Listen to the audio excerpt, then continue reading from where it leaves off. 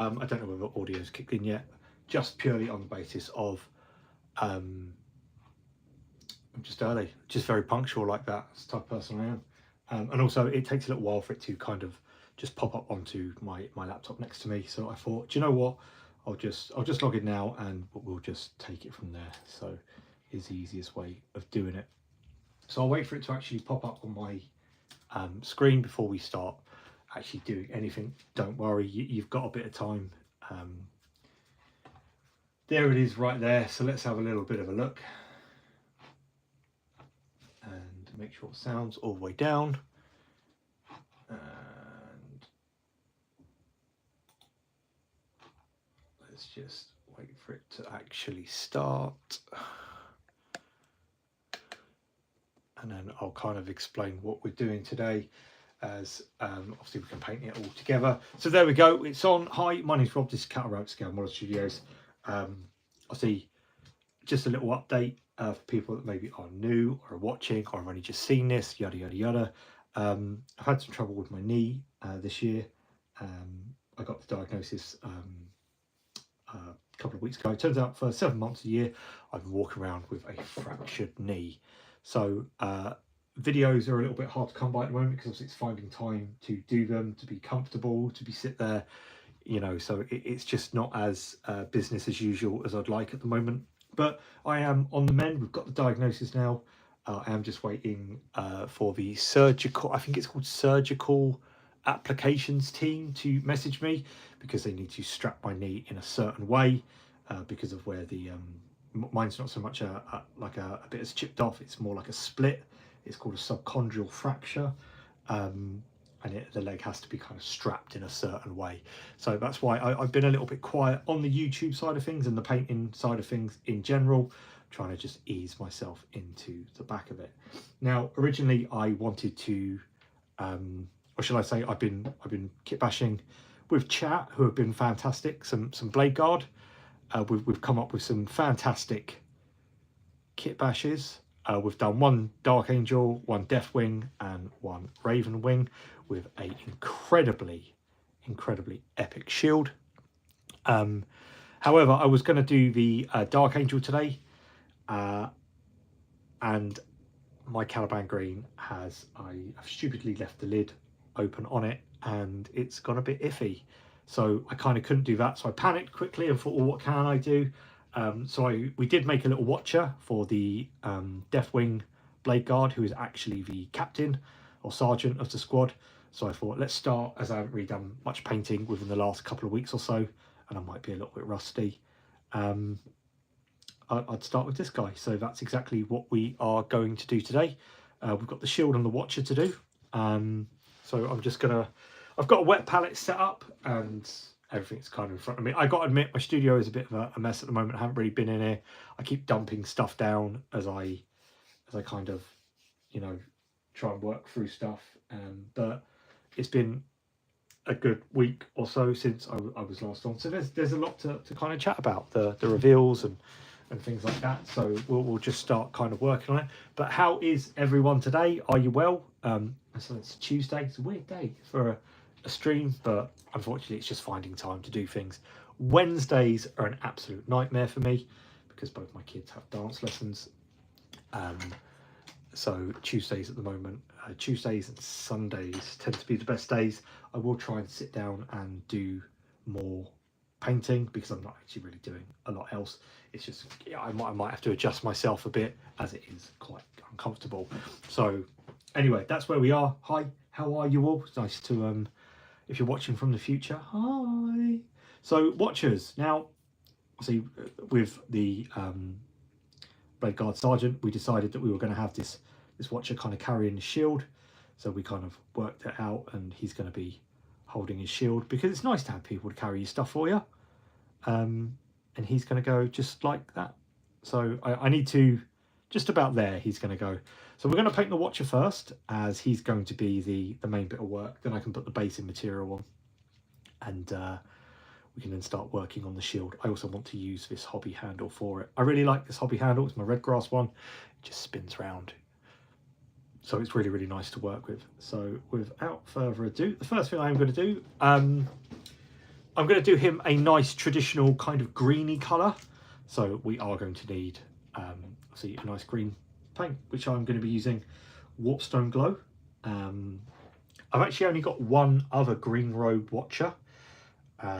So the other ones I've got, which are on the base of the lion, they're almost like a sack brown with purple kind of robes. So I thought doing a bit more of a green one just to give the other one a little mate to hang out with was quite nice. So we're just going to start. I'm using some really thin, this is quite a thin paint anyway, Warpstone Glow, but I've just added a little bit of, just a touch more water on my palette than I normally would, just so it all runs nice and smooth. Because it's a lot of cloth detail, we want to add our own detail to it. So I'm just going to be kind of gently adding this, you know, colour in where I need to. But we want a really nice thin coat first. We're going to let it dry. This will probably take 2 or 3 coats to get a really nice solid green, or the green that I want, should we say, for my watcher guy. But I'm just going to work my way around it and take it from there.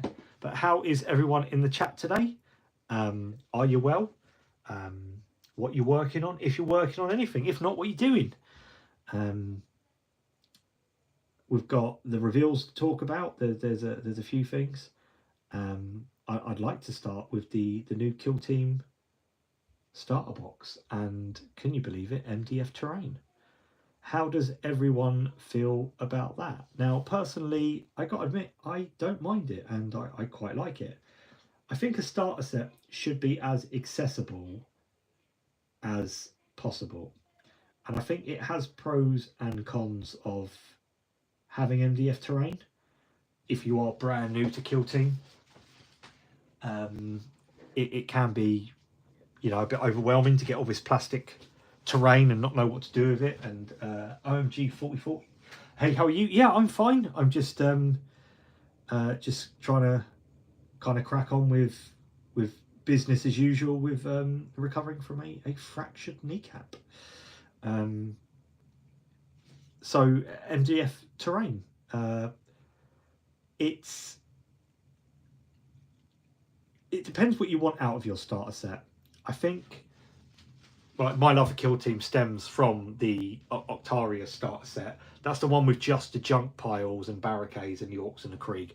I did a video on that, and I thought it was an exceptional box set. If only they had kept that and updated the rules every now and again, that would probably still be incredibly, you know, relevant today. You know, why do you need a new starter set? The reason why I like that is because the terrain isn't overwhelming. Like, yes, is it the best terrain there is?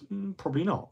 But there's enough of it to test the waters and to give you a little project for the amount you get in there and be able to get yourself started with Kill Team. And I think that's what a good starter set should be. It's for new people getting into it. If you're getting started, it's a starter set.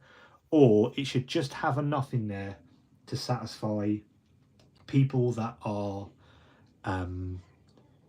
you know, want these kill teams, that want everything in one place. That's where it should kind of be. So the new Kill Team, now I like the sets you get in there. These are, of course, the Warhammer heroes and the Death Guard heroes. I've actually got one of these just here. My buddy Josh had sent me. I'll probably paint him up. I think it's a fantastic miniature. I really like the fact that you're getting all of the Death Guard heroes now, and obviously the Space Marine heroes. You get, you know, an Eliminator, an Assault Intercessor. You know, you get, you know, quite a few, and coupled with the Angels of Death loadout that you get in the book, I think it's definitely a great time to kind of do like a little Raptors kill team. That'd be amazing. So you do get some really fancy kind of miniatures in there, which I'm glad are becoming more available. Obviously, the Death Guard guy has the I forget his name. Is it the Playcaster? I think he was a Japanese exclusive for the Tokyo Warhammer store. And I don't think you could get him in the UK or America for that matter. So he was only in the Japanese kind of side of things. Which, don't get me wrong, you know, exclusives are cool. Yeah, Playcaster. I always get mixed. There was another one. There was a Playcaster, and there was the other one. Obviously, I'm thinking back to Dark Imperium here. But I like it. I think it's a cool set, and I think it's a good opportunity to get. The only thing I will say is I do feel bummed out for people that maybe have bought those sets one by one in the hopes to get them, when really if they just waited, you know, a year or whatever, they would have been guaranteed to get all of them. So it's a little bit of a shame. Again, I do feel sometimes, would it hurt Games Workshop to go, you know, don't worry if you missed out on these, they'll be coming back in some capacity in the next couple of years. That's all you got to say. You haven't got to say what, you haven't got to say anything, you know, let consumers save their money, you know, not run out and get all the doubles and stuff like that, you know, unless you've got, you know, or you're flush enough to buy the box set and get them all in one go. So speaking of that, I know that the guys over on the Kieran show recently did a video which was what was the best Warhammer 40,000 start set. I think Dark Imperium was a fantastic box set. But if you're in the chat and, you know, what do you guys think? If you haven't seen it, go over. It's called Kieran Show. Two guys named Kieran. Lovely guys. They work their absolute arses off. Really, really nice guys. They do some really good work over on Instagram. You know, they put the work in. I can tell you how hard it is to do YouTube on your own and, you know, just start from scratch. So, you know, the guys are absolutely smashing it. But they've done a video on that. So if you want some nostalgia, go and check out the Kieran show. And, you know, pitch in your 2 cents. Which was your favourite Warhammer 40,000 starter set? If any, do you even like Warhammer 40,000? I got to admit, I don't play it. I just paint the models because I really, really like Dark Angels. So I'm about 2 Cokes in, for every, you know, people just kind of watching on my little watcher. We do want him really, really nice and green. We're not going to worry too much about if he's a little bit patchy at the moment. He might take a couple more coats. It's a little bit chilly in my studio. The temperature in the UK started decided that it wants to drop over the last couple of weeks. And it's been quite, how to say, cold at night. So it's just starting to drop now. So the paints might take a little bit longer to dry. One thing I did think which was quite good about starting with the Watcher is it's very achievable to get this guy done within a couple of hours, I think, which is, you know, probably about the right amount of time that I'll be you know, posting, living, I don't even know what it's called on YouTube. So yeah, let's just wait for him to kind of dry. Maybe I should start working on the inside of the shield. No, I can't. I have to do one thing at a time. Let's see what I do with YouTube painting again. You can sit and pick up the DA Christmas box. Ryan, oh thanks. No, I just, you know, I'm going to start adjusting people as, you know, welcome fellow sons of the lion. A fear of not becoming the Dark Angels YouTube channel. Yes, I have considered it. I think the problem is that I've got Terminators. I've still got some Knights to do. I've already got the Lion. I would be kidding myself if I just picked up that box for the companions. So I don't know. Obviously, being part of the Warhammer community team, if they ask me, do I want a project? Do I want one of the battle boxes to paint up? I think naturally I'm going to say, give me the Dark Angels, please. I got to admit, I think the battle boxes this year are quite interesting. We can talk about them a little bit while this guy dries. Games. Oh no, it's Christmas.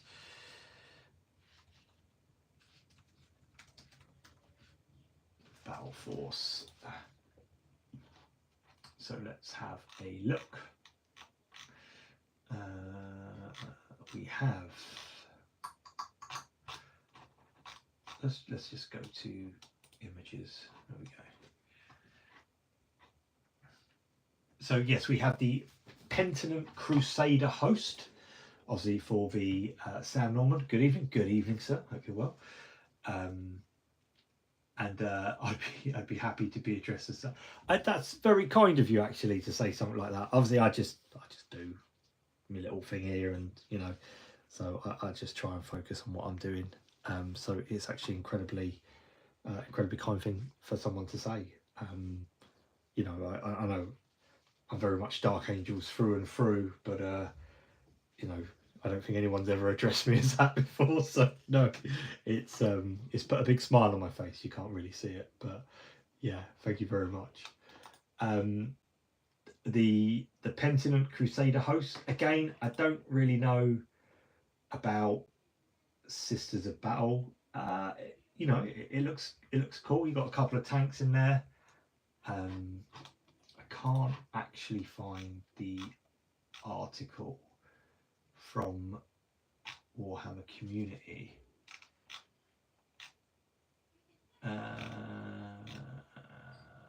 Because they've changed to Warhammer Community, I find that I have a bit of difficulty now navigating. I got to admit, controversially, I don't mind the new website. I really don't. I think it got a lot of shtick just because it were new. But I don't mind the new website or the design of it. However, the new Warhammer Community site, not so great. Maybe if I put box sets, Christmas Battle Force. Like I can't even seem to find it on anything. Who are you? Frontline Gaming. You keep popping up. So what have we got here? Right. So yes, you've got. I can't even. The Repentia. I know the Repentia. You get some of the Repentia Dreadnought things. You get. It's all Repentia. Looks like a bishop and 2 tanks. Kind of cool.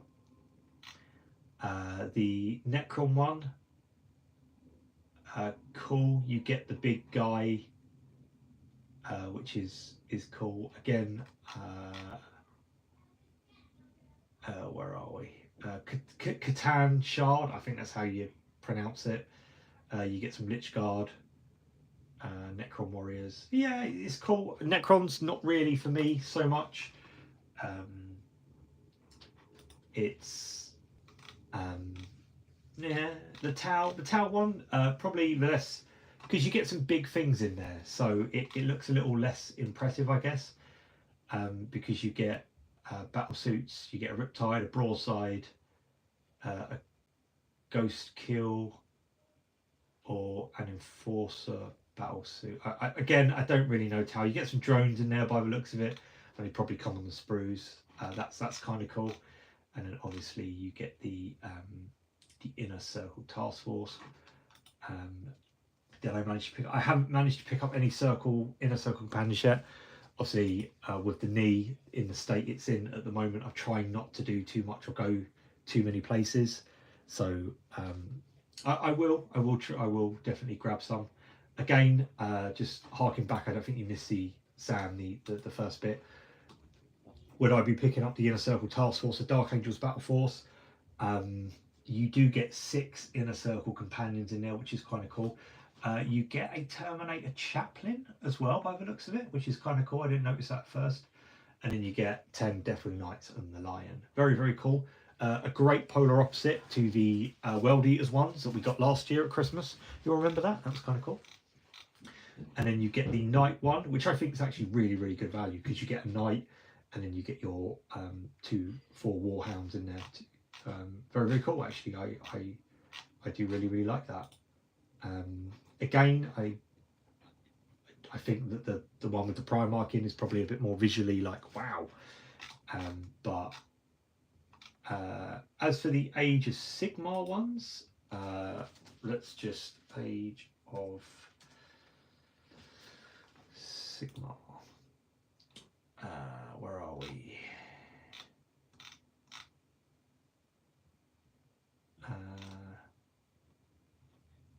Oh, there we go. And there's Frontline Gaming again to the rescue, because I can't seem to get the Warhammer Community to pop up.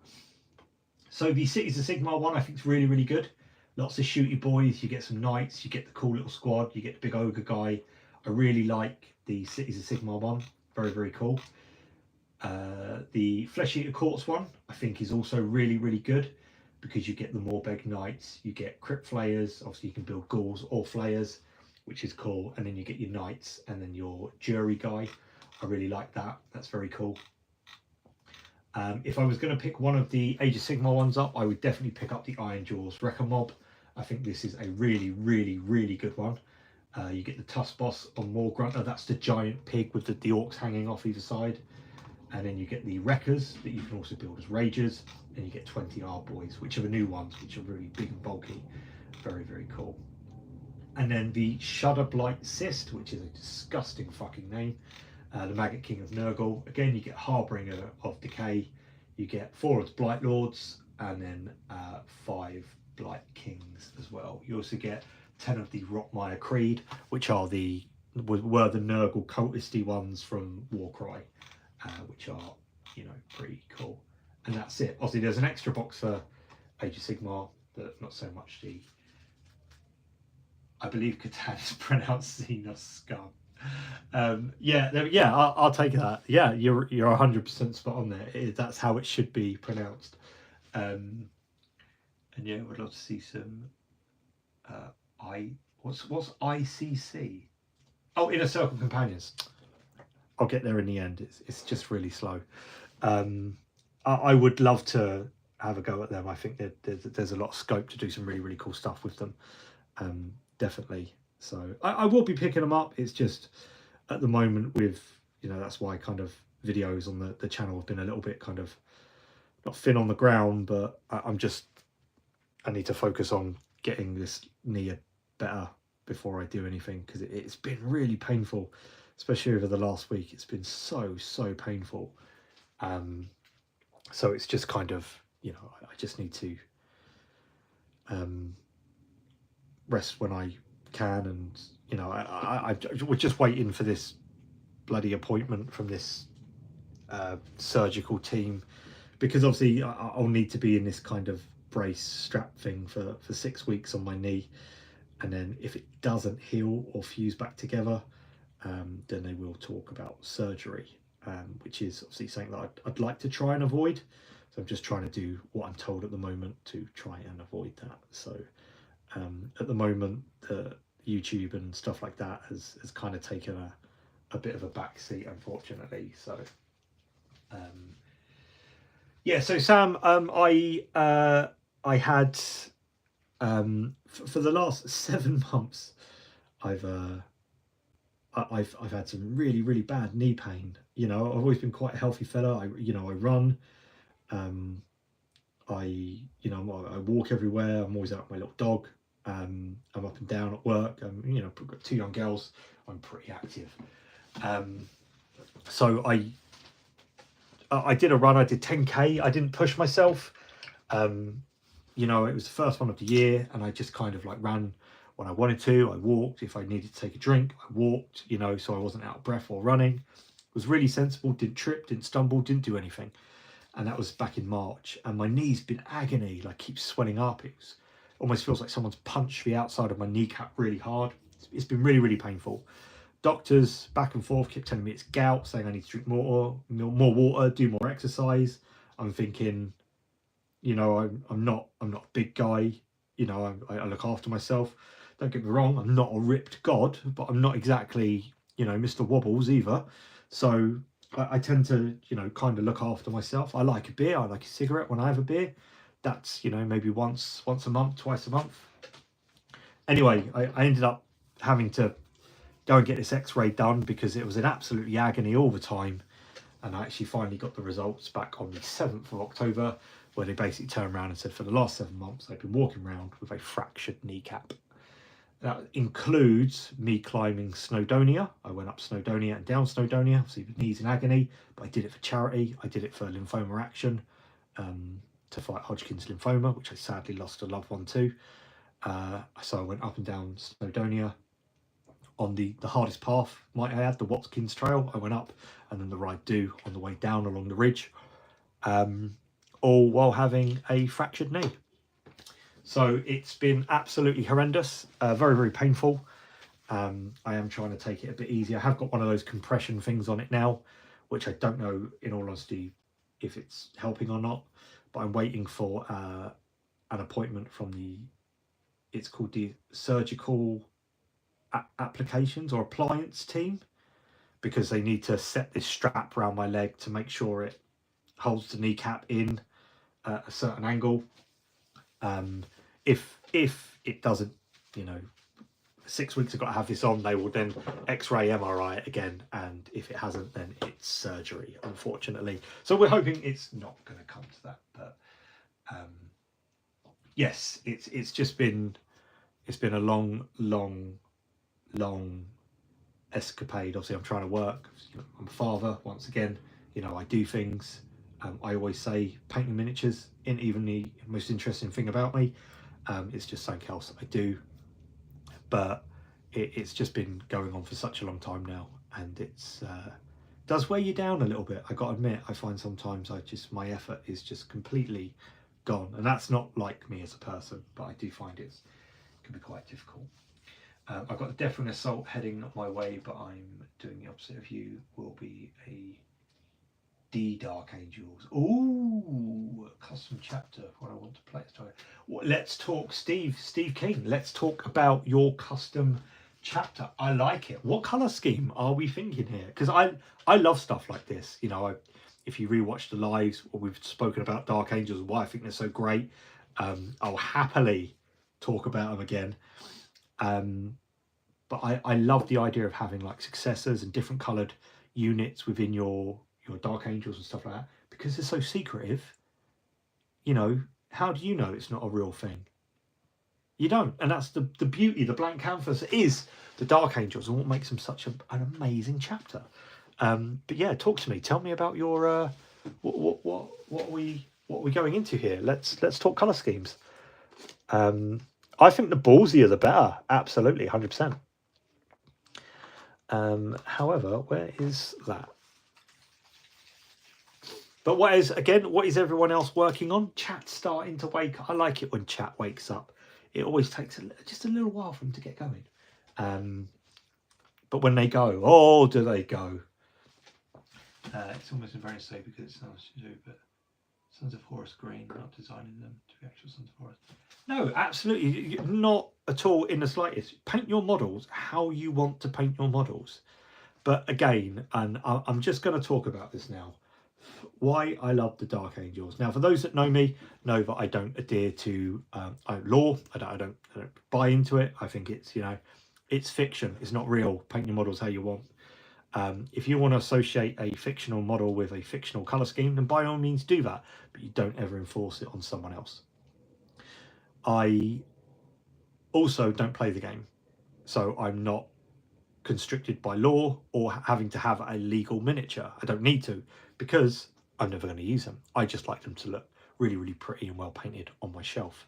So I'm all for colour schemes that are out there.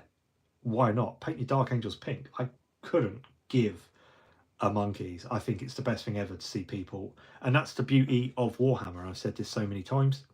Dark Angels, why they're such a great faction, is because of their history and stuff like that.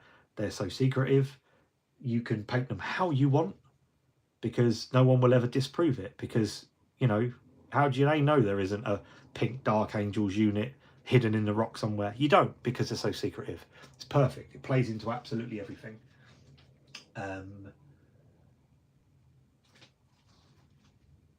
But the beauty of Warhammer is how you can hold up a miniature to 10,000 different people, and each time that'll be painted 10,000 different ways. The beauty of Warhammer. That truly is it for me, and I will never, I'll never back down on that. I think it's amazing. Currently painting up an assault squad for my Iron Snake. I like the name. Is that an actual thing, Iron Snakes, or is that Darren 6405? I'm just going to call you Darren. It's easy. Or the Casual Daz. Is that like a a chapter Iron Snakes. Is that something you've come up with yourself? So I'm not familiar with that name. Let me know. I like the name though, Iron Snakes. That's cool.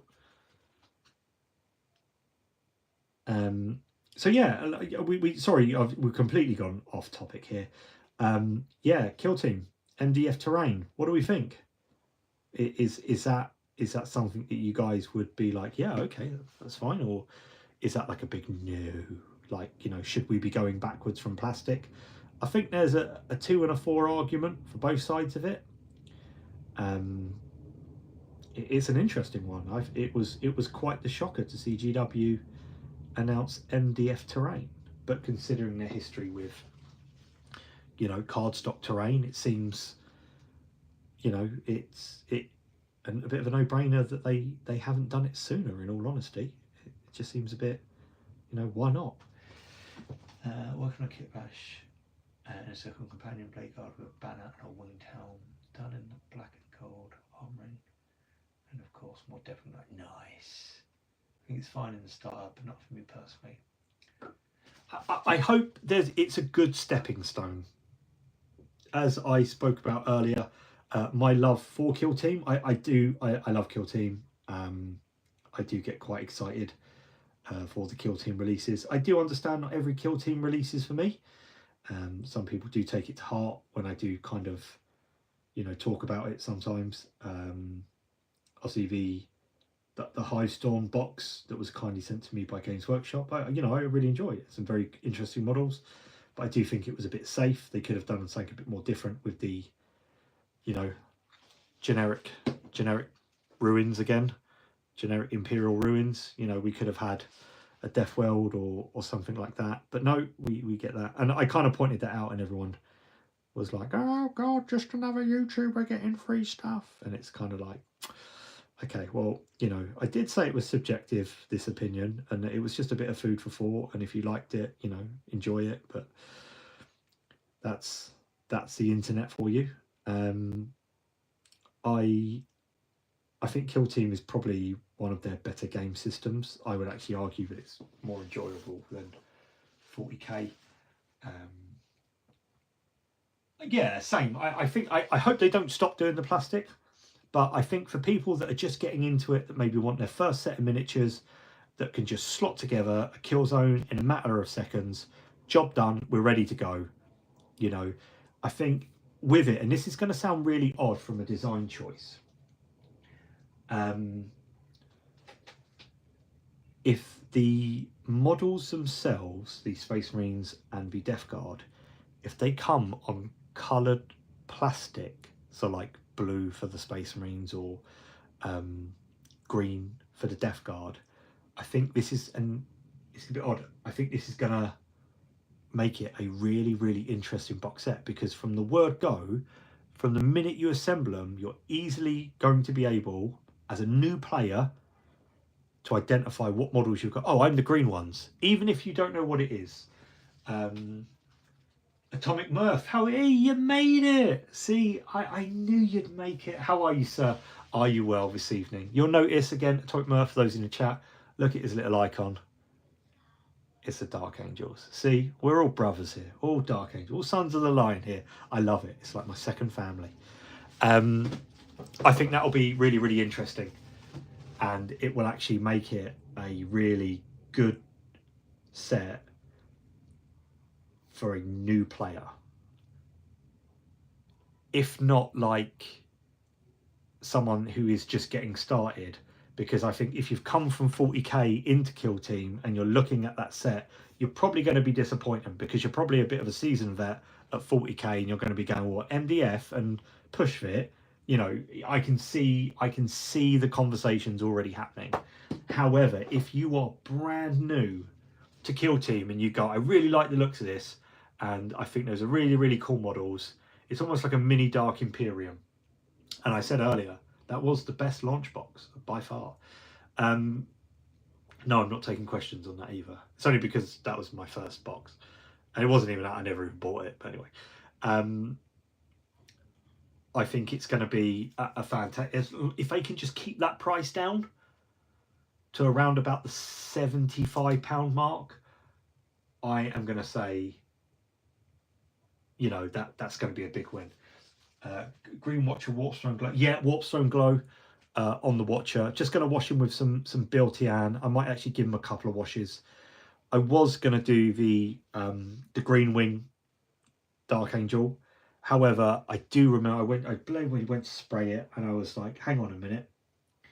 And my Caliban Green, I'd actually left it to, I didn't put the lid down properly on it, which is ironic really, because I got a video on how to not clog lids and unclog them. Rob, take your own advice. I know it's fine, but it started to toughen up a little bit, and I thought, oh god. So I thought, you know what, I'll start with the Watcher. And then we'll maybe move on to the Raven Guard, because I've got some Corvus Black, which is, you know, Nocturne Green, which I want. And then it gives me time to run out. At the moment, I haven't been to the shops because of my knee. I am trying to avoid doing too much too soon, because I don't want to be like this forever. It just feels like it's gone on for too long now. I need to do as I'm told and rest up. Darren, yeah, from a Dan Abernett book, they're non-codex compliant. I don't have any companies, just organised into 100 squads. So some great modelling opportunities. See, I like stuff like that because you can kind of theme them how you want, and I like that. That's the type of thing that appeals to me, is having something where you go, no, these are a thing, but we can't tell you about them. You have to make up your own stories. For a game that's supposed to immerse you and use your imagination, I find it really weird how people really kind of like dictate to you what you should be doing. And it's like, well, can't I just use my imagination? Well, no, it's not in the codex. Well, I tell you what, you can stick that out your ass. And what we can do is I can do my own thing. So I think factions like that, again, really, really cool. I'm gonna Google them. I'm not a big Black Library person, but I will, after this Iron Snakes, I'll pop on the Google and I'll have a look. You get cool unique videos that look different from the multi-part kits. Exactly, Steve. You know, once again, I think it's a good opportunity. And not only that, people that are like, I never bought any of the push fit ones. I mean, I've got the one of a Death Guard guy because Josh, my buddy, kindly sent me it. But, you know, at the time, I couldn't fork out to get, you know, make sure I got a complete set. So I definitely think it's, yeah, I mean, I think either way, there's always going to be someone that will take offense to it. However, I think it's, if you sit back and actually just looked at it for a minute, you'll probably find that it's actually a really, really good set.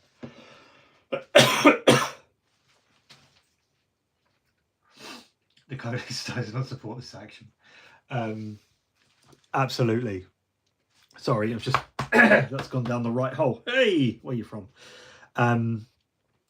So no, I think it's, you know, the push. I like it. I like how they're very individual, and you get a little sank of everything, which means if you go, actually, I really enjoyed that Eliminator, you know, chances are you're going to pick up a box set and paint a couple more. And again, I like that sort of thing. It encourages that growth for you to go, well, I've got one of these. I really like that, so I'm going to get some more of those. And before you know it, you've actually built like a really nice force that you can cherry pick from. Maybe you want to take a couple more Eliminators this time. Maybe you don't want any, you know, and I just think that's the right way of doing it. And I think that's what Kill Team, when it gets it right, it gets it really, really right. So no, I'm super looking forward to it, actually. I got to admit, it's exciting. I think, see, when Games Workshop do it right, they do it right. It's just, you know, it's how often they get it right. So there we go. I've got to use a mix of Black Templar and Dark Angels kits for the veterans, standard Marines, for everything else. Black Templar, again, I've done, is it Sword Brethren? Shield Brethren, I always forget which one. Black Templar bits work so well with Dark Angels, especially if you're keeping that almost knightly theme through your faction.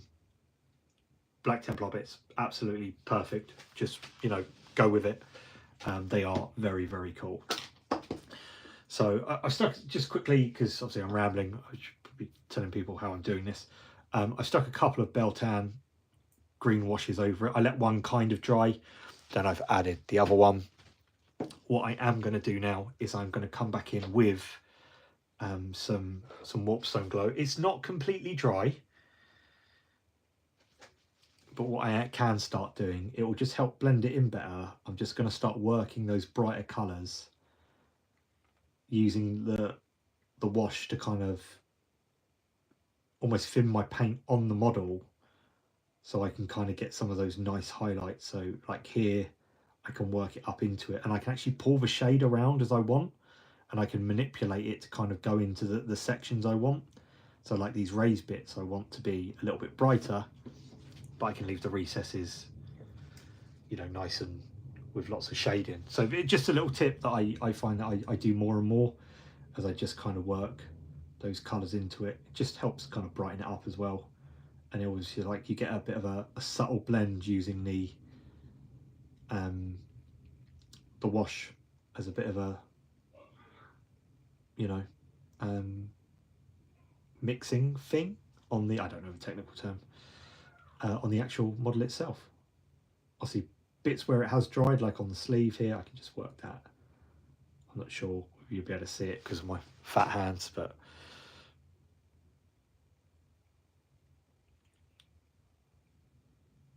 I am going to add a little bit of moot green into the Warpstone Glow next, so don't worry too much. We're going to bring out some really nice highlights on this guy. The pitch, it does. I think the problem you get with it there is, but if it's because of how push fit works and what it's designed to do. I mean, if you're brand new to Warhammer or Kill Team, a push fit model probably isn't going to be the biggest problem because you've just got that model in a new pose. Like personally myself, if I had that set, I would probably paint it up as it is, and then I'd look, if I got duplicates, at kit bashing it. So I think with it, if it's a one-off, like, if I'll be completely honest, and this might sound a little bit, considering Ryan earlier called me his favourite Dark Angels YouTube painter. I would probably, if I got the Kill Team set, the starter set, I probably wouldn't paint up the Space Marines as Dark Angels. I would paint them off as a one-off chapter. I'd probably do something like Raptors, or maybe something a little bit different. I don't know, maybe I'd do Dark Angels. I don't know whether Raptors would be too close to the Death Guard. I don't know, but I'd probably do them something a little bit different. Maybe Blood Angels could be quite interesting. I mean, you know, I'm not too sure. I'm quite fond of an Imperial Fist. You know, I think it's a good opportunity to have just a few models to kind of do something a little bit different with, if that makes sense. Or maybe I would just not and just paint them all. I say that, I talk a good game, but I think when I've got them in front of me, I go, nah, this is going to be a Dark Angel. So I like, it's like when you order the same thing from a restaurant every single time. You go in there and you think, do you know what, today I'm going to be really different. I'm going to paint something, you know, I'm going to order something different. And when presented with the choice, you just end up having the same thing over and over again. I love a Chinese. I love a Chinese takeaway. And whenever I think in the week, I go, oh, you know, I might say to the wife, we're going to have should we have a Chinese on the weekend? I sit there all week and I think about it, and I think I'm going to be really adventurous this weekend. I'm going to have something really different. And then when it comes to it and it's time to order, I order exactly the same thing as I've done for the last 4 years. So a lot of Dark Angels or more Blood Angel, but you're right, a change can be good, absolutely, but also I think, you know, it can be good. It can also be, I think when presented with a choice, the reason why we always go back to our like default stuff and our standard stuff is because at the end of the day, it's what makes us happy. And I know some people kind of, you know, they're like, no, be adventurous, you know, try something new. Yeah, that's fine, but you like what you like. And if you are, you know, into a chapter and you just want to paint them, then I think that's okay. I wouldn't worry too much about that. Let's just give them some nice sharp highlights along here. So what I've done is I've mixed in a bit of moot green with my Warpstone Glow, and I'm just going to start picking out some creases. I don't know if you can see that there on like his cloth. I'm using a really lovely fine tip Artify brush. So I'm just going to almost like feather it into the edges so it looks like it's catching that light. I don't need to go nuts with this guy because obviously, you know, he is only a watcher. But I do want him to kind of, you know, stand out. I like when people see my stuff and they pick it up and they go, wow, that's really good, and it's just like some generic marine. That's one of the nice things about just doing things what I want when I want, is I can spend all the time I want in the world on one model if I want to, so, which is very nice. So I'm just gonna add some nice highlights to this guy, like along here.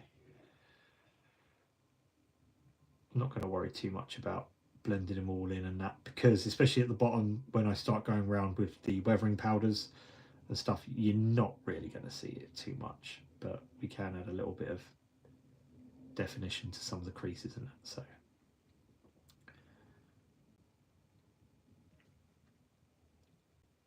you can start working sideways as opposed to kind of lengthways, just to make it look like it's fabric. We can add a bit of texture, a bit of detail to it. The Imperial Man didn't make it 10,000 years by trying something new. Enjoy your Chinese. Can you imagine though? Be like, nah, sorry, reboot. Hey, we're going to go with someone else. I love a Chinese. Let's just talk for a minute. What's everyone's favourite, either part of a Chinese or takeaway? Again, I love a Chinese.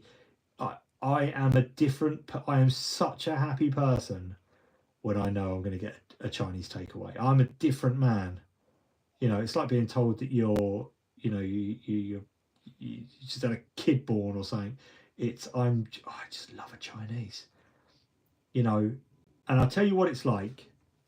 Do you know when I don't know, the only way I can describe how a Chinese makes me feel, when I brought my daughter home for the first time from the hospital when she was born, and you've got the little baby just on your lap, and she's all nice and warm, and she's all like squidgy, and you know, and you go, oh, I don't think I can love anything quite like this. Well, imagine that, but it's not a baby, it's a bag of Chinese food. You've got it on your lap and you're in the passenger seat, and it's all nice and warm, and it's all nice and toasty, and it's on your lap, and it's like bringing your firstborn child home. It's stunning. I cannot say nice things about Chinese. Chinese dumplings, yes, love a dumpling. Are we talking bao buns? Are we talking steam dumplings? Are we talking gyoza? What have we got going on here? I love a Chinese dumpling. I like the soups as well though, so I'm a little bit of a sucker. I'm a slut for sweet and sour chicken balls. Yes. Yes. I'll give you a tip, Steve. If you like satay, try occasionally mix it up. Get an extra side of satay sauce and just pop the little bit of dumpling, sweet and sour. Oh, one in satay. Oh, the food of gods. You can't make it up. It's absolutely just perfect. I love a Chinese. Don't get me wrong, I like an Indian and all. I mean, I'll be honest with you, I like my food in general. I've always had a very good appetite, but then I've been lucky to have quite a good metabolism. But I do like an Indian and all. I like a Haraldi chicken. I like a Balti. I've never been one for spice, I'm not gonna lie.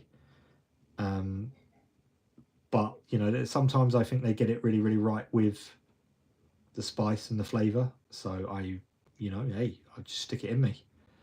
And I love it. Absolutely love it. So it's devolved into the Chinese. What's your favourite part of a Chinese takeaway stream? And I'm all for it. This is my kind of conversation. They do some amazing Peking style salt and chili ribs at my local Chinese, and I absolutely adore them. Another good one. Right, so I'm just going to stick these. You're not really going to see too many of these highlights just here, but that's how we're looking. We've got a nice bit of depth there. I don't know whether to go a touch brighter. We'll see. The nice thing about the weathering powder is I can always duck gyoza. Yes, I love it. Speaking of duck, with the plum sauce, and the little pancakes, I love it. Absolutely love it. It's getting me excited. For those that are in the UK, hey, guess what's back tomorrow in McDonald's? The McRib. And I got to admit, I'm a bit excited to try this. My girls have dance on a Wednesday. Jesus Christ, what day of the week it is. So dinners are always a bit of a nightmare. So I was like, do you know what? I'll treat them to a McRib because I want one. So tomorrow I'm going to get my grubby mitts on a McRib, and I got to admit, I'm quite looking forward to it. Fried rice. Okay, do you know what? That's what I would do if I'd be like, you know, for the Lion Brother, and then I just tuck into a shredded chili chicken, and some beef chow mein. You know, imagine, that sounds like the perfect day. What? This is something that I've kind of highlighted before. Primarks. What? Who do you think, if the Primarks were around, who's their favourite band? To give you some idea, like, don't get me wrong, I like Imperial Fist. I think Imperial Fist is cool. But tell me now that you disagree with me, Rogel Dawn would listen to Nickelback. Like 100%.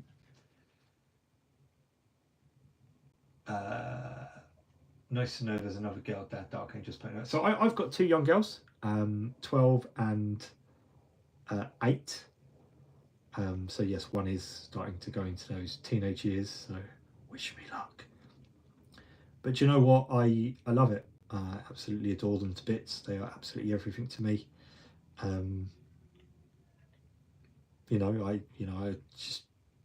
think being like a dance dad and stuff like that, and you're just like, oh, at first you're like, oh God, I don't want to do this, but then you just do it. I love it. I do. They do so well, bless them.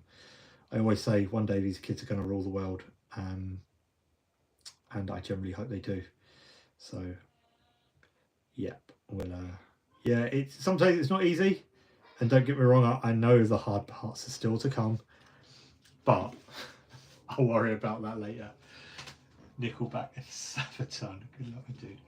-6 in high school and his patience. Oh, do you know, my 12-year-old? She'll be 13 in January. 1st of January she was born, and my God, she's starting to get that answering back stage, and I love them to bits, but sometimes I think, do you know what? If no one was looking, I would fucking crack you. You're just like, God, they do test you, and you sit there and you go, okay, no worries. And I just take myself away for 5 minutes and take some deep breaths, and I feel, oh my God, it is worth it. I think kids are worth it in general. Don't get me wrong, if you don't want kids or you ain't got kids, don't worry about it. If you wanted kids, I wanted kids, and I was lucky enough to get 2 absolute superstars. They are bonkers, but I wouldn't have them any other way whatsoever. So, right, that's how we're looking. He's got a dangly thing there, which I believe is a scroll. We are going to paint his little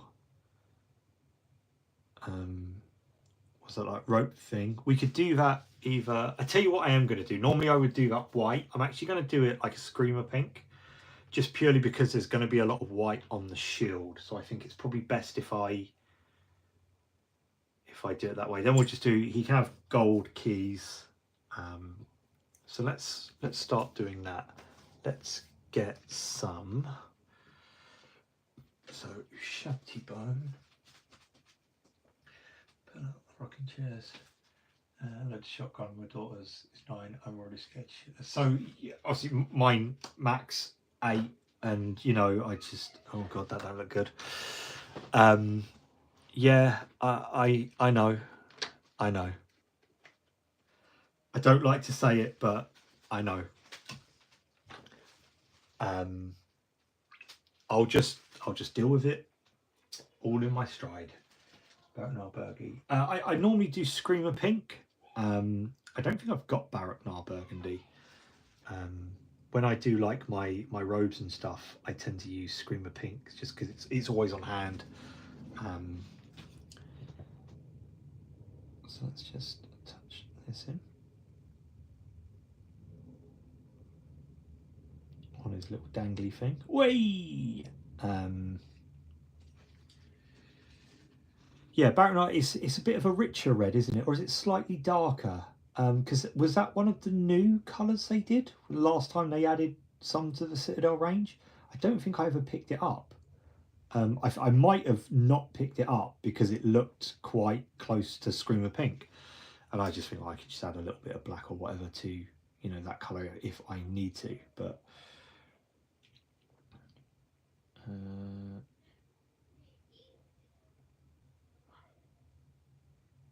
there we go. In actual fact, my youngest is obsessed with musicals. Occasionally you might just hear her singing because she's got no like control. She'll just belt out songs. So yeah. What squad unit type is this? What you're going to? He's going for the Lion Guard. He's going to be carrying the shield of our sergeant, who will be a Deathwing. He's going to be carrying his shield, so he's going to be like this, which is pretty cool. Like I said, I wanted to do the Green Wing guy first, but I stupidly forgot. I've needed it for ages, and I just haven't had a chance to get to the shops. Even more so again with my knee. I need Caliban Green. It's just I'll show you guys now. It's seen better days. See how it's like that. That shouldn't do that. That shouldn't look like that. But I've stupidly left it to congeal, and just what I've done is I've put it back on my rack. If there was a gap there, I would have realised, but I didn't. I put it back, and it's always that thing. I've gone to use it, and past Rob has stitched future Rob up completely by, you know. I've done Screamer Pink with a no and I'll wash for my. Yeah, I think that's what I would do. When I did the guy that I painted recently, he had like purple bannery cloth. I use Screamer Pink, and I do all my my cloaks Screamer Pink as well. What should we do? I guess it would have changed a few colours. Corn red apparently being a big one. I've noticed some of the new paints look a little off too. I'll be honest, Atomic Mirth, nah, it's had it. It's rock hard. I wouldn't even try and save that. It's well and truly knackered. That is it. You can actually press it. It's gone. I'll just order some, but I'll try and make the order worthwhile.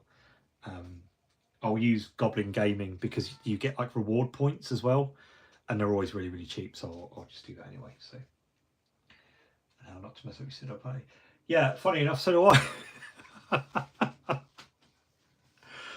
I'll show you guys how you're supposed to do it. So like I'll get this Caliban Green. So what you can actually do is sit at a point before it gets to this, like don't, like this is bone dry, like you can stick your finger in there. This isn't happening. Take your thing off like this, And what you do is you get it and you pop that inside out like that, and you can completely clean the rim. Sometimes the jokes just write themselves. And then what you can actually do is you pop it back in, and look, it's completely clean. And it seals down. There's a little tip for you, even though, you know, I've got a video on how to do that on my channel. Yeah, that's how you do it.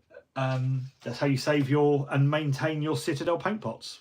Unlike me, let me be the example you needed to not ruin your stuff or neglect it. I think, like most things, like Citadel paint pots, they get a bad stick, but like most things, if you maintain them, they'll last. I think they do get a bit of a bad rap, but then I've got like army painter stuff here, which are dropper bottles. I mean, look at the top of that. Like, don't tell me that's any better or any well maintained better than, you know, say this pot of paint here, which I've had for probably years. So I think with anything, if you just, you know, wipe it round or you turn it inside out, it will last. It's just about taking care of your stuff. And unfortunately, I haven't done that in this instance, and now I am doing it. So the channel, how did I come up with my channel name?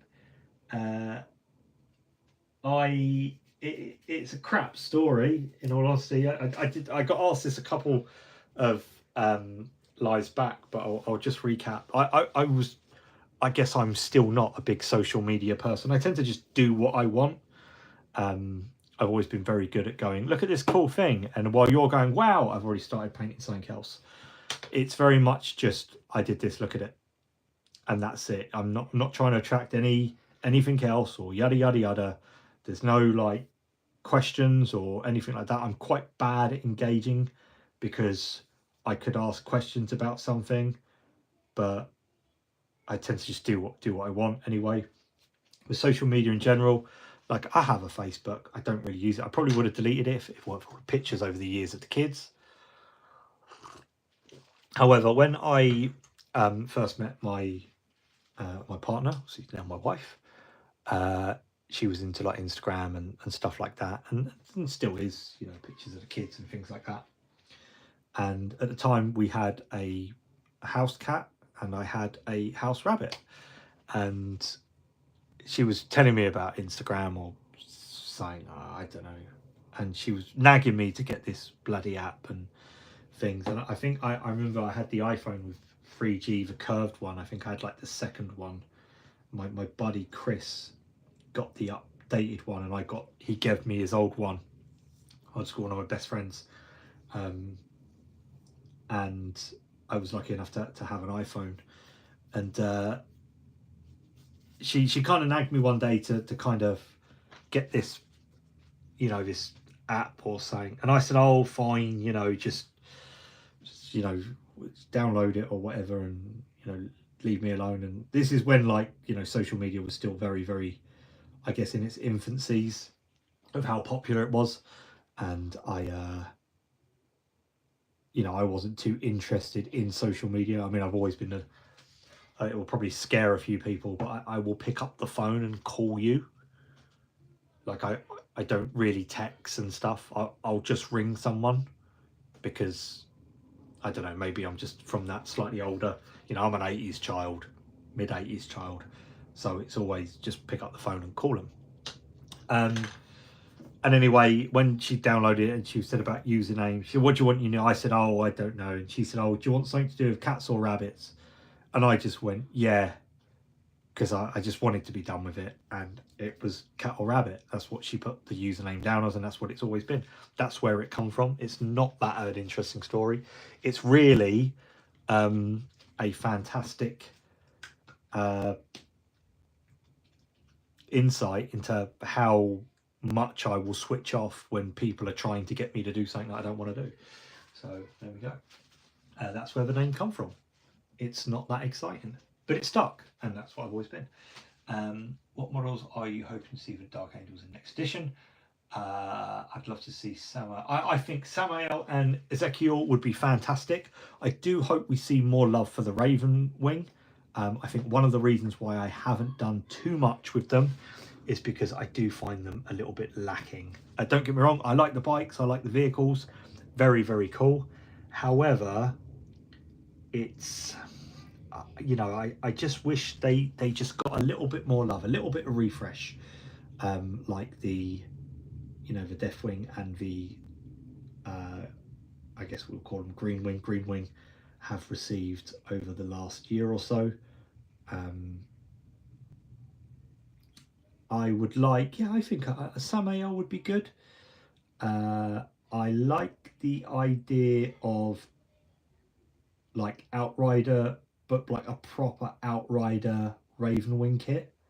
Like, I think that would be really good, like really good. Big, bulky bikes, you know, with wings and that. So, what if it's missed out? What's your opinion on Finecast? Don't you come into my chat and start talking about bloody Finecast.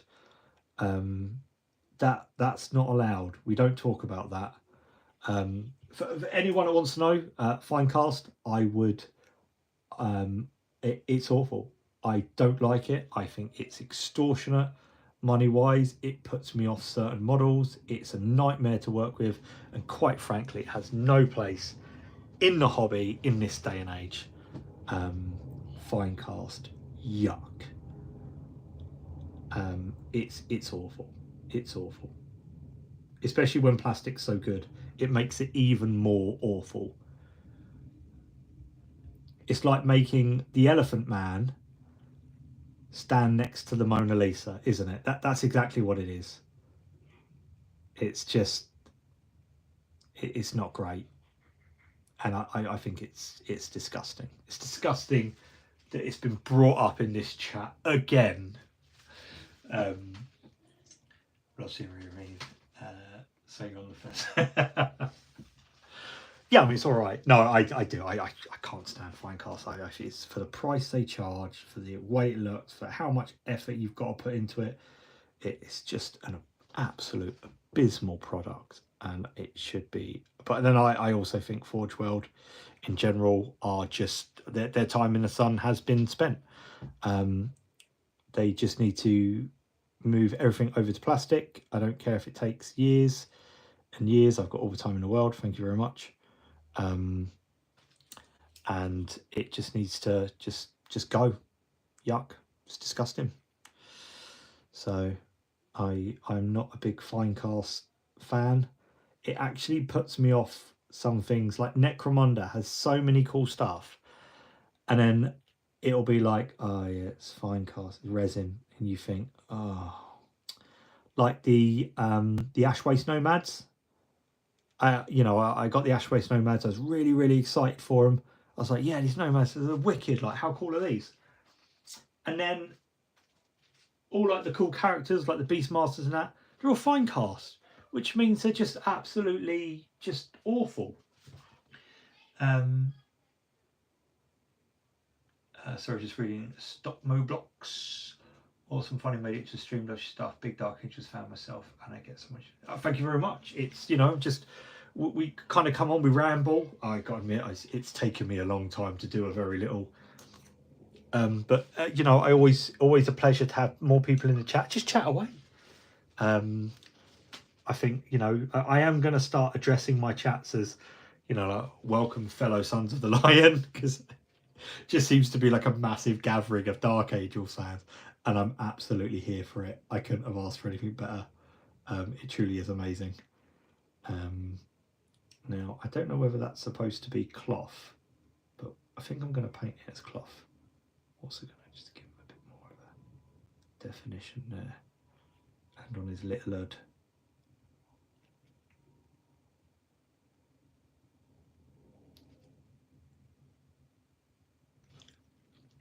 And then we'll just the excess away like that. Yeah, just so we keep that little crease in his head.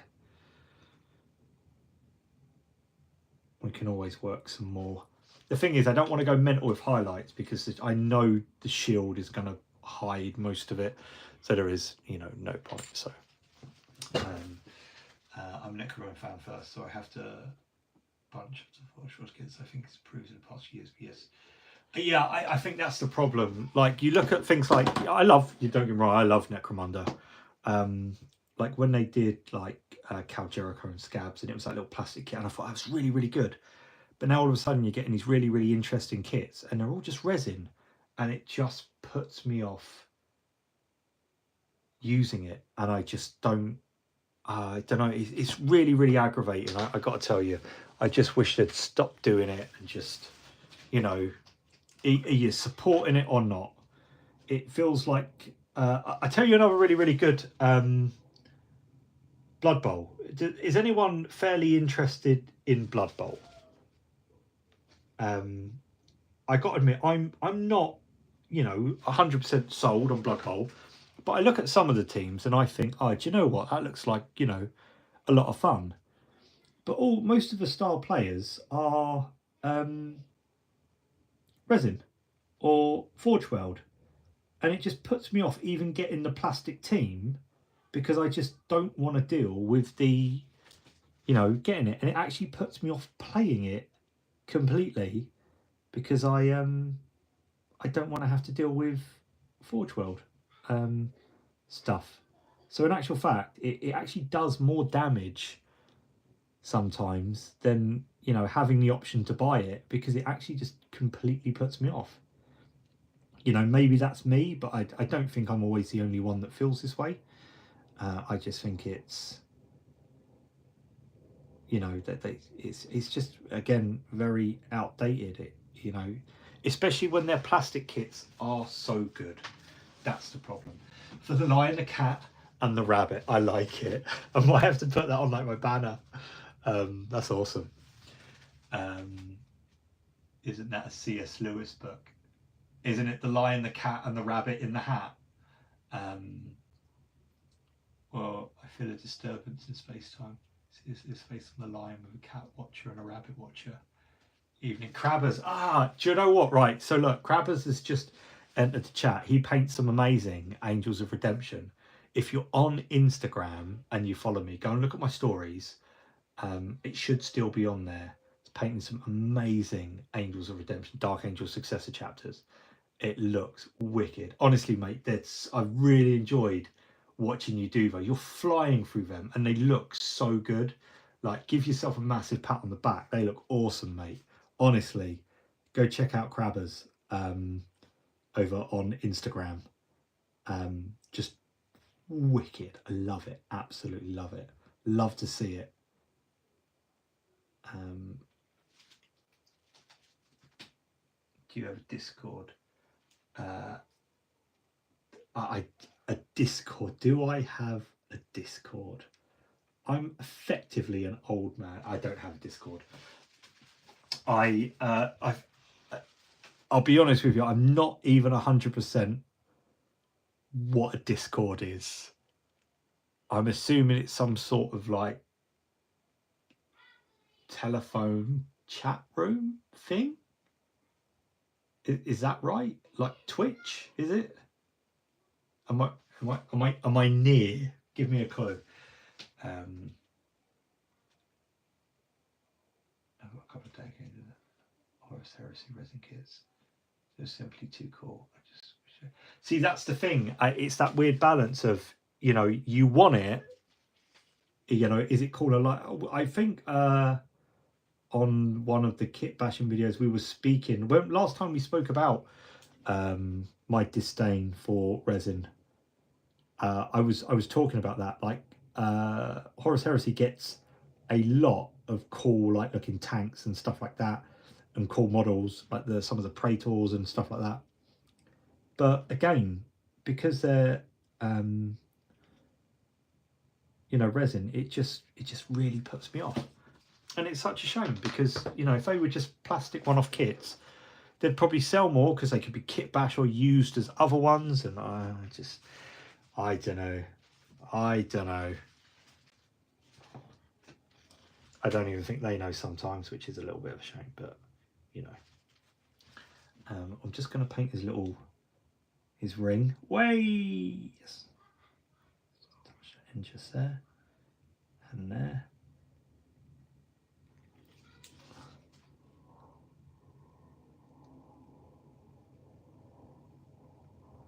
I'm just not speaking for a minute because I'm actually poking my tongue out to concentrate.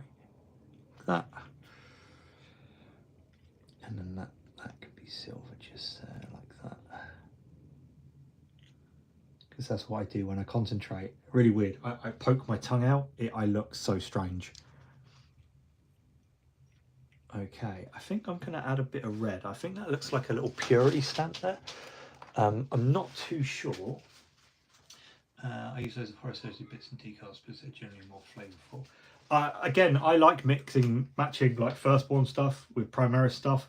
I would add in more Horus Heresy era stuff if, you know, I could, you know, some of it wasn't Finecast and or resin. I really would. I think it'd be a good mismatch because, again, because I don't really adhere to any kind of like lore accuracy or anything like that, I can just do what I want. And sometimes I look at some of the stuff, like some of the Praetors look amazing, but I just, again, I just don't want to deal with Finecast. It's just not enjoyable to work with, in all honesty. You know, I don't begrudge anyone that enjoys it or likes it. And it, don't get me wrong, it's probably through inexperience that I don't enjoy it. But it's his one for dry cleaning. He just rolls it up, and it's just, you know, it's like a big Rizzler. I do just, you know, I don't know. Bloody fine. Who brought up Finecast again? Because it just absolutely makes me rage, honestly. Right, let's just wash that out.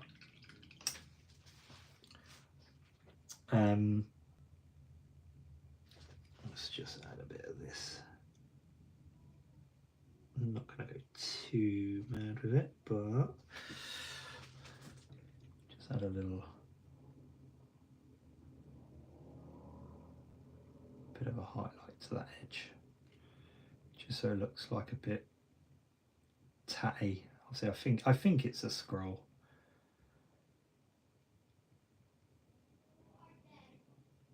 So I can just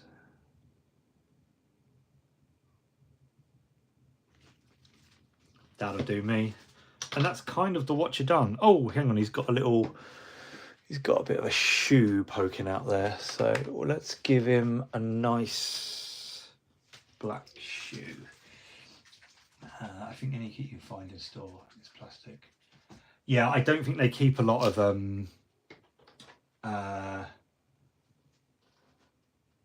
Finecast. I know Tottenham Court Road do keep some Forge World stuff, and obviously Warhammer World do also keep a lot of the resin stuff there. Other than that, I think anything that's in store, it tends to be plastic, unless it's like a one-off release that they're trying to push. That's what it is, Green Jawa. I might just, do you know what, I keep saying that, I'm going to add some pink horror highlights to that dangly robe, just so I know it's done. I'm not going to make it too light. About there, I think it's probably fine. Just so it catch. Oh, look, they're little skulls. Oh god, I'll have to do that. Touch them in now. Actually, no, they can stay there as it is. I ain't doing that. Don't even think you're gonna see them.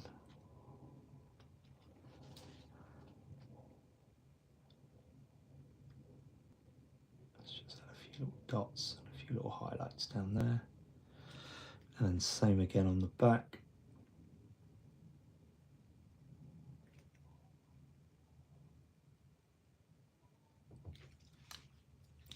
And that is our little dude complete. That's going to be him. I will add a wash to the keys and stuff like that, but I will do that once everything is dry. Obviously the basing stuff I might have to do off screen, but let's now start with this. What we can actually do if we now then, should I paint, should I attach? No, because if I attach it now I can't base it. So what we'll do, we'll just kind of bunch this together, and then what I'm going to do is I'm just going to push that in there like that. Lovely. So what are we going to do for our, are we thinking green watcher with sword, white wings on a silver background or red background with silver trim, and then we've got the nice kind of bone coloured armour around it? White rope or pink rope? Red icon. I think that sounds good. That's actually going to go to get all that contrast paint into heads. But do you know, I might deepen it down. He's looking downwards anyway, so you don't really see into him, and there's a fair old bit of shade in there. So I will wait for that to dry. Obviously, again, it's a bit chilly in my studio, so paints are just taking a little bit longer to dry. And then I might, if not, I'll do something like Basilicanum grey, just to darken it, so it's almost like look into the Parker. Let's go with that. Best shield in the kit. I like this one, and I like the one with the two swords. I really like that one. And I'm watching now, really glad they added one to the upgrade sprue. I like the watcher in the upgrade sprue. That's where this is from. I wish there were more watchers available for the Dark Angels range, and that they had a bit more use, but you know, anyway. It's best shield in the kit. That's that. Green jar, red wing edges, white wing feathers. Yeah, I suppose I could do red. The only thing I might do is I might do this section here, this inner section red. Let's just start painting and we'll see where it takes us is the best way. Sometimes you just got to let the model speak to you, is the absolute pretentious rubbish I'm going to say here. Royal blue, I don't know. I don't know whether that would fit in with anything I've done so far. And I do just want to be a little bit conscious of having it fit. The other thing is what I put on here, obviously should be on that guy. So I will actually have to make it tie in with this guy. So I just want to be a little bit mindful of it. Let's start touching in some white. It's just going to make everything a little bit easier to paint.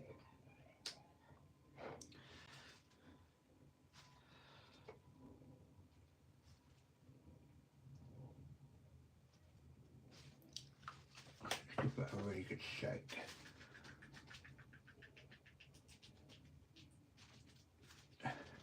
Yeah, and I find mostly with the problem I'm having this time is because a lot of my Dark Angels are either Deathwing or Dark Angels Greenwing.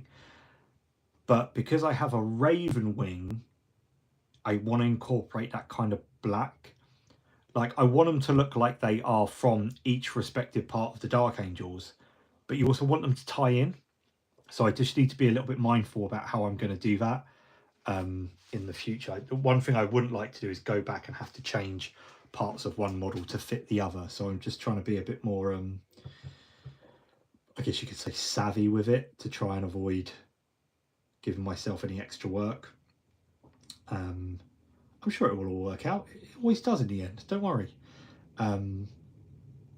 But it's just one of those, I think, one of those things that kind of takes a faction and just elevates it ever so slightly to, you know, like a painted force to a good looking force, if that makes sense. So I'm just trying to be a bit mindful, because obviously now I've got an extra colour scheme involved, which is the black, or I'll probably use Nocturne Green for the Raven Wing. I'll do them like a really, really dark green as opposed to a black. I went bone background, white wings, green robes, red sword, black shield. Oh, I could do black, that could be good. Red sword. Yeah, I'll definitely do red sword. Red for the Deathwing symbol.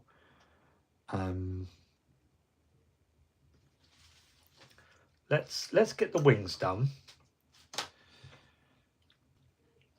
Let's paint these, because it's just going to make everything else kind of.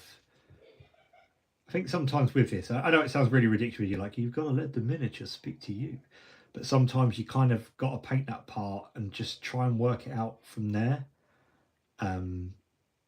Just sometimes that has to be the way, unfortunately. That you kind of do things, because otherwise it can. I think if you concrete set colours and it doesn't work out, it can end up looking a bit odd or a bit weird.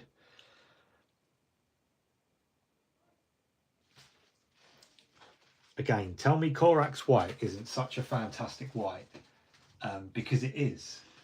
And if anyone disagrees, you're wrong. Like, who here loves Corax white? Put a 1 in chat if you love Corax white. Seriously though, I think it's a fantastic colour. I think Corax white. I've never had a problem with it. I know a lot of people don't like it, but I think it's such a good colour. It covers well. It gives a nice off white colour. I think Corax white is an exceptional white, and that's why I constantly go back to it and use it. Who here likes Corax white? Corax white spray, on the other hand, oh god, now that's bad. That's bad. We can all slag that one off together. Corax white spray, oh, that's not a good paint. So let's go, because he's going to have a little green thing. It'll be like he's carrying a little picture of himself, which is quite cute. Use it too much, maybe try it. Honestly, Corax white is a fantastic paint. I use it all the time and I rarely have a problem with it, and it's like old reliable. It's such a good little paint. Okay, let's just warpstone this bad boy up.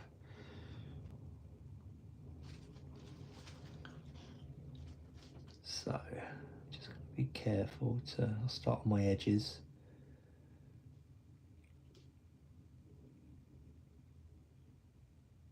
Like this. As those are the bits that are going to come into contact with, I might have to, I should have worked from the lowest colour. Normally I try and work from the inside out, but I think in some instances like this, I'm just going to have to go back and forth as I need to. An Ulthuan grey man, a man of class and sophistication. Ulthuan grey is a fantastic colour. It's I used to be an Ulthuan grey man. I'm not gonna lie. I don't know why I changed. I think one day I just reached for the Corax white and I never looked back. That's I've gone cold turkey on Ulthuan grey.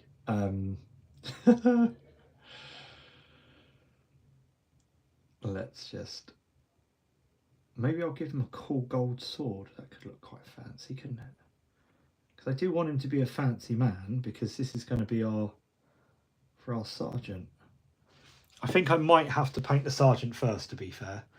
I was going to do the green wing, but I think because I've now done his little watcher guy, I'm kind of getting a feel for it. So I think I'll definitely have to do the sergeant first. And it's only rightly so, because he is the leader. I think I'll definitely do him first. Yeah, see, this is looking nice. I dig. I'm here for this.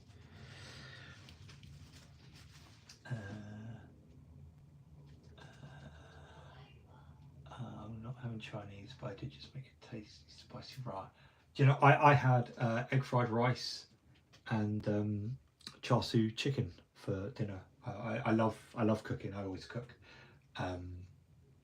So I like it. I'm a big ramen. Do you like? I'm not so keen on udon, but I do like a good ramen. I like a good soba noodle. 100%. I eat a lot of stuff like that. Just purely because it's good for you. I find, you know, carb wise, and it's a bit of a cleaner way of living. I do try and look after myself, as I said. I do like a ramen. Oh, one. I did Green Angel, White Wings, Red Sword, black background, gold edging. See, black background is appealing to me quite a bit. That could look pretty cool. But I don't know, do I want to keep that bone? Can I edge it with silver? Edge it. Way. We'll see. Let's just see how we go. I'm sure it will work out. I'm not gonna stress too much. I'm not gonna sweat the details, so they say.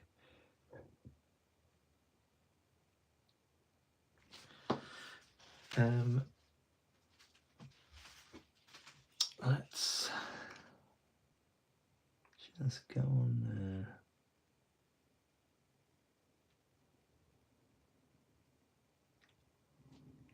there. And before I forget, sorry, Carlitos, good evening to you, sir. Lovely for you to pop in. Do hope you are keeping well. It's lovely to see you again. What's that? Hello, Westgar.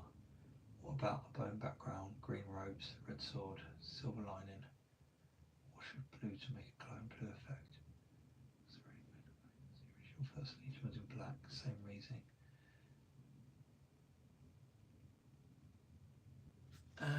Yeah, see, lots of good ideas. Lots of good ideas. Let me do this bit first. Let me just get this guy painted, and then let's make a decision. I might try a red background first because he's kind of on this like inner section that I've got some room to play around with. I'll be honest with you, I don't think I'm going to go for a glow effect. I don't think a blue would fit. There is no blue in my army whatsoever, and I think it would just stand out too much, a royal blue. So let's go.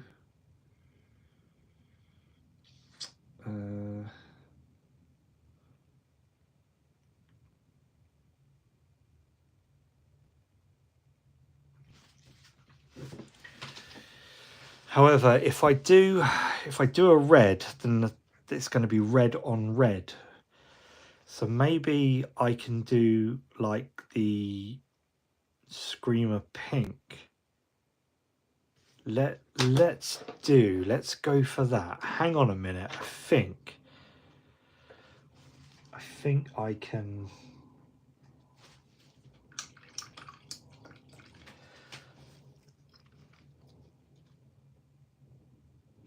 Let's see how this looks. I'll do it on this bit down here first.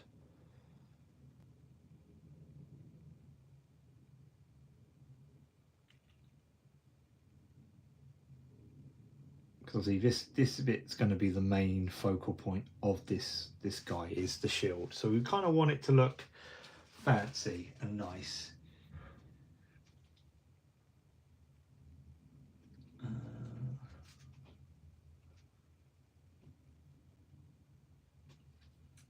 Black wings.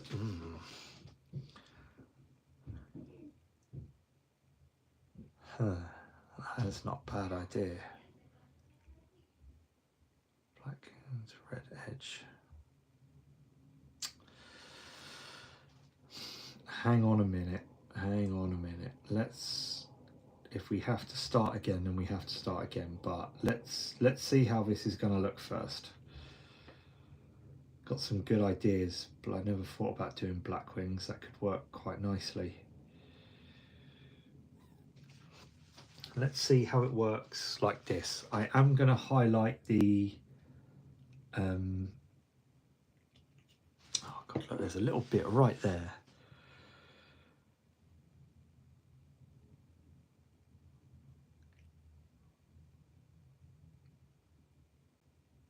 Good job on precise when I want to be, eh? Right. So we don't need to worry about that side. We don't need to worry about the side. There's a bit up here.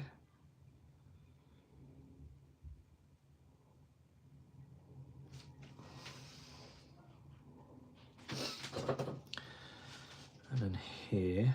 So I'm trying, and the initial plan was to kind of keep the colours that I've got through my army, you know, at the forefront of it. But like I said, because of the inclusion of the Ravenwing guy, I just want to make sure that I tie him in with. So to be fair though, I've done a little Ravenwing guy before, and he did work quite well because I actually went with a dark green instead of like a black armor, which I think I got away with, in all honesty. I definitely do need to paint some more Raven. I really need to convert some Ravenwing bikes.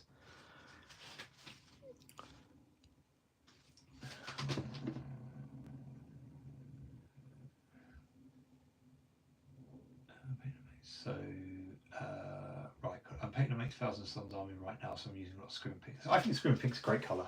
It covers really, really well as well. I need an opinion on this due to your professional opinion of Dark Angels. Should I purchase Dark Angels Comedy Veterans kit? Starting, yeah, absolutely, 100%. It's the only kit you should actually need.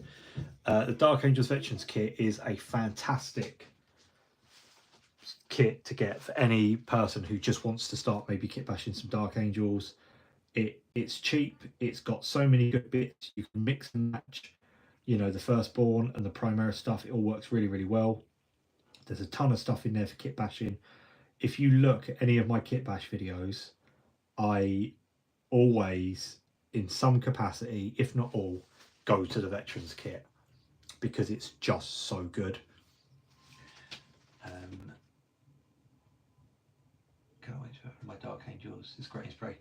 I do find like I watch people do stuff and I think, oh, I just want to get back to mine. So I'm glad the stream has kind of inspired you to kind of be like, no, do you know what? I got to get back to my boys. Got to do it, because that's where it comes from. Shop's Dark Angels Loner Army right now.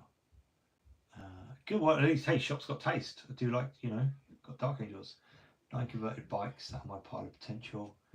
Pink Horror Highlights, 100%. Painted Stores Trainer Army, which is Firstborn. No Dark Angels. I want to fit them. I think definitely. Again, Dark Angels they're just the best Legion, because you can make your own story about them so much. And I think for encouraging a new player in Warhammer to come up with ideas in their own little narrative beats, and they're just on the money. But not only are they rich in history for the veteran, they're also, you know, perfect for the beginner, which makes them the perfect Legion.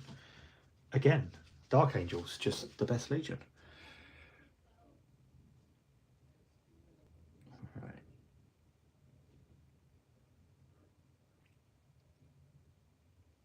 So I'm going to do a silver trim. Hang on.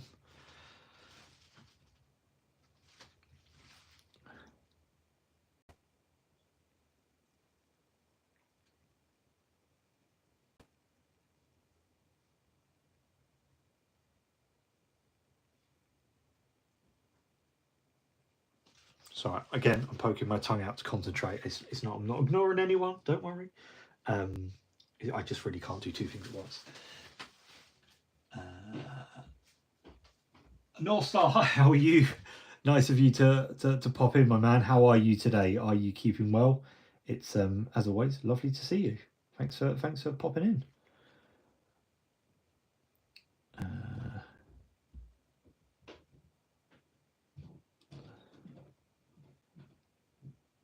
Let's just there. Where are we? Right. Susan, my painting dark and thing means in focusing on things, keep passion, watching others. So, like, I've always thought. I know it sounds really weird, but I'm not a massive fan of painting with people, because like I find I get really distracted easily, but because there's actually nobody else here, but obviously like, you know, which sounds weird because you are here, but you're not here, if that makes, I hope I'm explaining myself and I'm not coming across as mental. It definitely just, it's so different, and I really enjoy doing live streams, but like painting in my local store, I dislike quite a bit. I would rather not. I've never been able to get into it. I know some people can do it. Good on ya. I find it really difficult to just sit there and paint, and you know, have people come in and walk around. Like, I don't know, maybe I just need to concentrate a bit more and be in my own little space. Again, I think Warhammer's incredibly personal when you paint. You know, they're your army, they're your hobby, they're your little, you know, you're the one that's put the hard work in. So it's just a little bit weird that it's, you know, people are just walking around. It's a bit strange.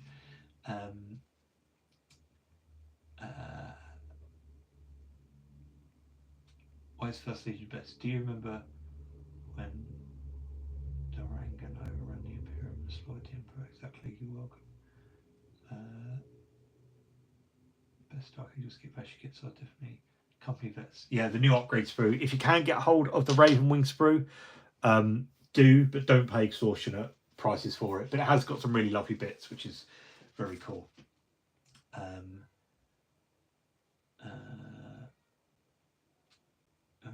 Name. Absolutely get what you're saying. Painting with someone in front of you. I don't know. Like it's me. It's just I find it really difficult to just sit there and paint with someone like that's right in front of you, or people are just like just walking around you, shopping. I don't know. I can't get my head around it. It's really distracting. The trainer was only 2,000 points. Some of it's Dark Vengeance. So some of the units are sculpted shoulder pads and some don't. So I want to add some coherence. Also the banners, top notch. I've got some of the like the Firstborn Dark Vengeance stuff here. What you mean? I get it. Yeah, they are. I wish there were more parts of these that I could take off and use for my guys, because they are very, very cool. It's a shame. I'll probably never use these, which is, you know, I've got a few of them. I got this guy, which is, he's pretty cool. I like him. Is he a librarian? I want to say librarian. I don't know, but yeah, he's cool. Lots of like all the sculpted stuff. You could see this is really like early Games Workshop coming into that like over detailed side of things. Great looking miniatures. Again, I doubt I'll ever use them, which is a bit of a shame, but you know. Myself and that comes in. I've painted myself. Enjoy the solitude. Librarian. Do you know what? I need to copy that name down. Tariel. Okay, cool. Because this is how I learned about. This is called Call Me Stupid. Like, I had that model for Balthazar and I didn't know it was Balthazar. And I showed it on a stream once and someone went, oh, I love Balthazar. And it's like, but I have Balthazar gold, the colour. And I was like, oh. And I didn't say anything because I didn't want to look really stupid. But I was like, I went away and I Googled it and it was like, oh, that guy was Balthazar. And I was like, oh, right. Okay, that makes sense now. Like, don't get me wrong. When I came into the hobby, Dark Imperium, that was what was available. And because I never really bothered reading too much about all the stuff, I was a bit like, okay, you know, that's new. And that's where I was like, do you know what? I'm gonna kitbash him because he's got that really cool helmet. And I did. And he turned out really well. And I'm really chuffed with him. But I didn't know that. But now I know that guy's name. Yeah, so it's Balthazar, isn't it? So I just, any excuse to try and use some parts, and almost like a what if situation. And that's the nice thing about my Dark Angels, is that, you know, it doesn't really matter. I just, if you've got a cool helmet, you're going in my army. 100%. That's what it's based on. Like, are you good at war? Maybe. But do you have a cool helmet? yes, then you're in.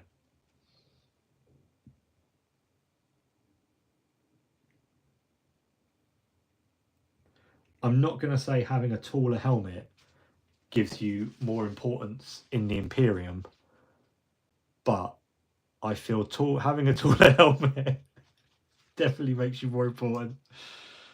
Or big hats, as I like to call them. A new Ezekiel. I think I'm a bit sick and tired of waiting for a new Ezekiel miniature.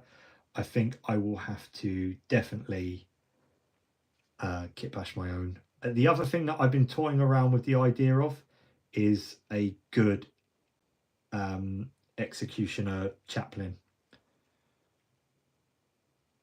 I think that is something that's quite deserving. I'm surprised actually, the more I think about it, because of how important the chaplains are to the Dark Angels, that he didn't get a kit, like he didn't get redone, because he would have fit into any chapter and would have been quite like, you know. So I don't know, I just, more I think about it, but I definitely want to do an executioner chaplain. I know there's one available, but he's a bit diddy compared to the Primaris stuff, so he needs stretching out into my first Legion. So I think I'm definitely gonna have a look at that at some point as well. I guess the nice thing with having, and I do try and look at, you know, the silver linings, being, you know, as problematic as my knee has in the recovery, it's given me time to kind of not only get some good ideas, but almost like catch up on content, if that makes sense, because I can just take my time and go back to it and, you know, do it that way. So the only thing here I'm not too keen on is his red sword. So I think I'm definitely gonna give him a gold sword. I don't think I'm not buying the red sword. That for me doesn't work. So we're gonna give him a nice gold one. 100%.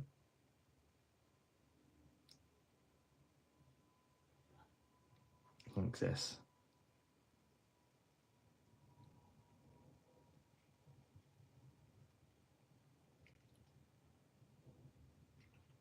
He's kind of a nice.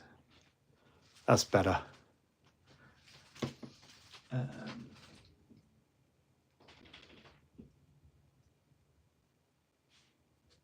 Let's 7 in all of the bits.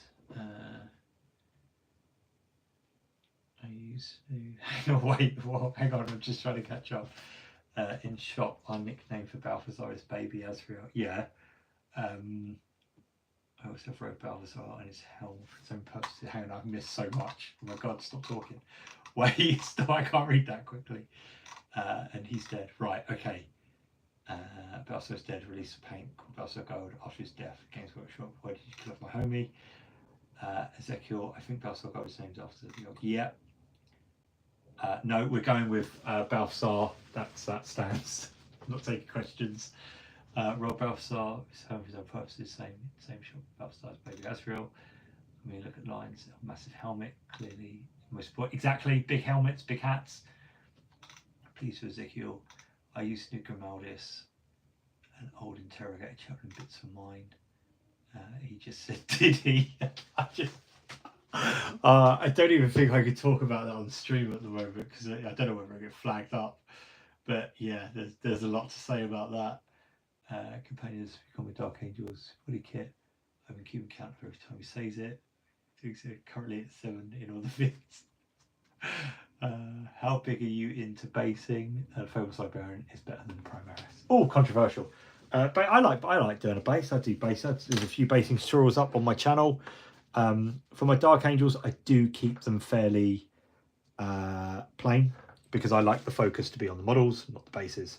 I always find sometimes it draws the eye a bit too much if you put a lot of stuff on your base, and it can almost do the opposite of what you want. Rather than frame the miniature, it actually takes away from the painting of the miniature because of how you know, you're drawing the eye to the base because of all the detail and stuff like that. So I do you know, sometimes with basing it's better to err on the side of caution, if you will, or that type of thing. But that's just what I kind of think. But yeah, I like doing it. I like a good base. I like a good diorama. I've done battlefields and stuff like that on the channel if you want to check those out. I at one point I kind of went through doing. I did some shop displays for my local Games Workshop. I really enjoyed doing it, actually. I did a big Undead versus Heroes of Order for Age of Sigmar. It was great. I enjoy doing it. I enjoy doing scenery and stuff like that. It's very easy. I just don't get the opportunity to do much of it these days because with miniature painting and kids, it's time, and time just is something I don't have a lot of these days.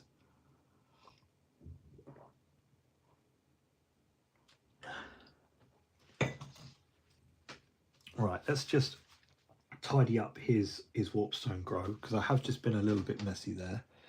So let's just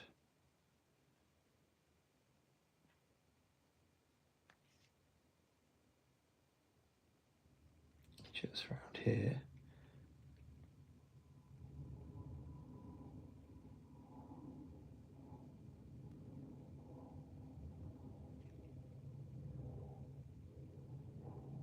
And then while that dries, let's touch in another absolute blinder of a paint, Apothecary White. Oh god, it's amazing. Painting Swiss strength, a Kitbash, and a base sometimes. I've always said that when you kitbashing is only 50% of the miniature. The 50% paint will do the job for you. And I think that's why sometimes people go a bit ham on it, because they struggle to see the vision of what it will look like painted. So they add a ton of bits when really you didn't need to do that. That's just my opinion. You could have just erred on the side of caution a little bit and actually had something, let the painting do the other 50%. You'll hear me, you watch some of my older videos and I say that in pretty much every video. Painting is 50% of the work, and that's, less is more. Hey, you're starting to sound like the wife, Crabbers. Stop it. I'm quite religious with my bases. I've gone for snow on all my Dark Angels. It's thin line between two little bases. But that's it. I keep my... Let me just grab one of my guys really, really quickly from the shelf. Oh, God. Definitely been sitting down too long because that knee is stiff. So let me get, seeing as we're doing Deathwing. So that's how I do my bases. It's just a little bit of gentle sand. I stipple some slightly darker colours on with some wash. Maybe I'll add a little skull and some tufts, and I just keep it there so it sees, it doesn't draw the eye. I think on the Deathwing, because I started doing Dark Angels first, then added Deathwing, maybe I could have thought a little bit more about it, because you've got sand on sand. I always go by the basis of, if you've got a light miniature, do a dark coloured base. If you've got a dark miniature, do a light coloured base. The opposite really does attract. If you take a look at something like, where are we? I can barely see in here. God, I'm squinting. Right, there we go. Let's look at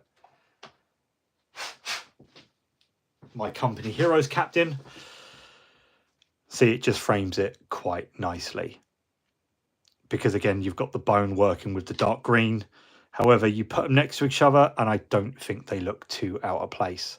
So I think sometimes just keeping the base really simple is a really good way of just,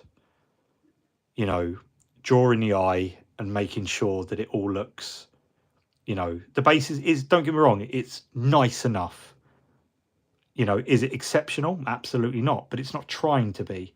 All it's trying to do, what I try and envision with this is this guy standing on a very tiny slice of earth. That's his tiny little slice of land. So as long as it looks right and it doesn't look too awkward, then it's, it does its job. And that's, exactly what I think is, what they have there. So it's, I think sometimes keeping a bit on the air of the simpler side of things and letting the painting or the Kitbash speak for what it needs to be is the way to go, in all honesty. So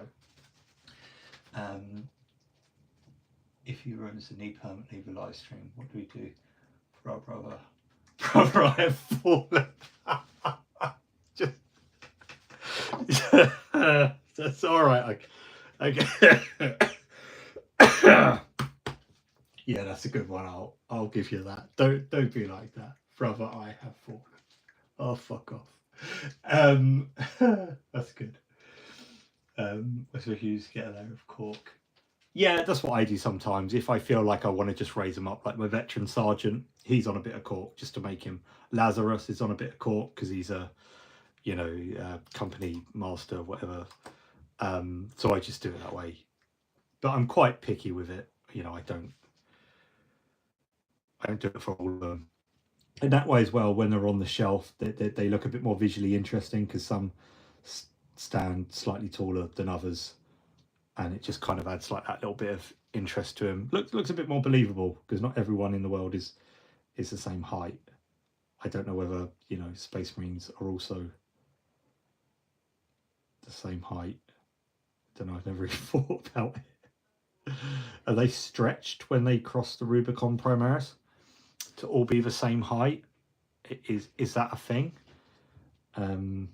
Or in actual fact, let me use that. It's a bit pants, that.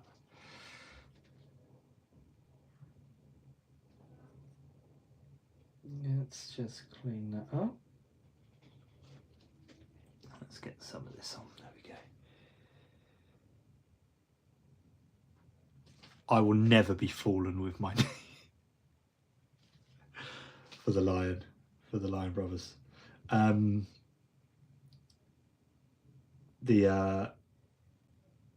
Yeah, I just think little visual interests like that is definitely, yeah, that's it. Loves Black Banner. You have what? Sorry, North Star. You have what? What? They do vary in height. Blar was a great example of this. Dude was like 9 foot tall before becoming a Space Marine, and he showed. Yeah, he's a big chunky guy, and I think that it's definitely. Sometimes you just need to have that little bit of height and that little something extra to make them that special miniature. Just be special, if that makes sense. So let's do the wings. Now for the little guy, I'm going to do him much like the Watcher. I'm going to give him a Washer Bell tan. I really like this, but I tend to do a couple of passes. It has a really, really nice depth to your greens. It's green on green. But it definitely just seems to, especially like here where the robes kind of separate, you can kind of pull it a bit more and give a nice bit of, almost like a bit of blending to a darker colour. I like it. I'm a big fan of doing it this way.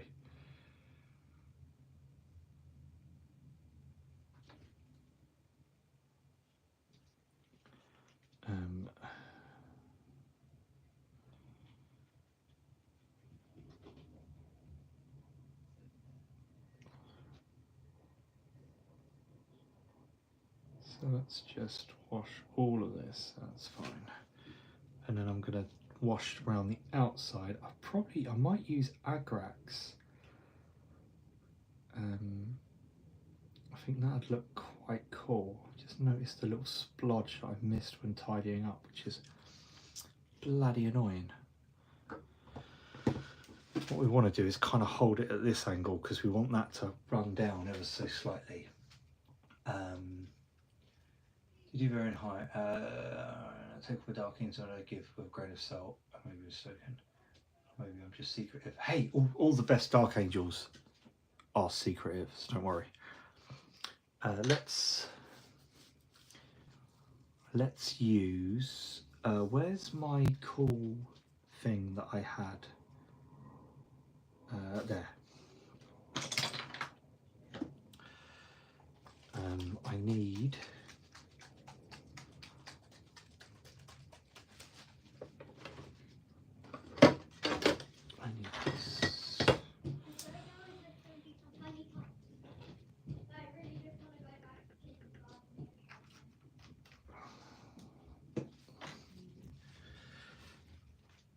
let's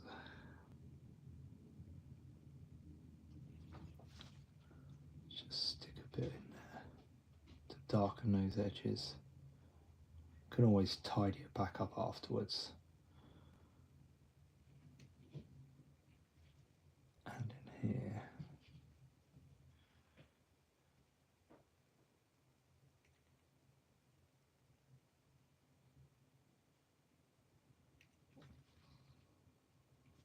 And on the side. Hopefully this will define the wings a little bit more as well, because it won't be so silver on white, because you'll have the agrax kind of separating it, which is what I want.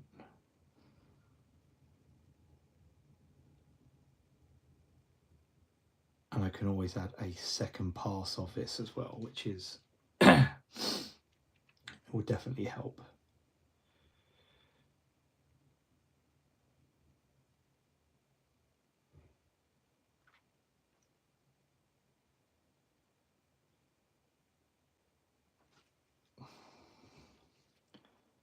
Let's just work that around there. Just trying to be neat and not.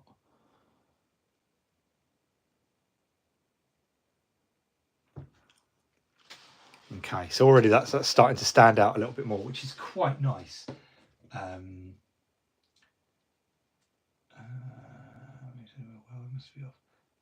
Stop my blocks. Thanks for popping in, my man. You take care. I'll hopefully see you soon. See you in the next one. What are you going to do with the rope? I don't know. Haven't thought that far ahead yet. And then what was the first model that I painted? Was a Stormcast Liberator. It was the Storm of Sigmar box set. Was my first ever Warhammer models. I used to do a lot of Gundams and stuff like that, and I was getting really kind of like burnt out on them.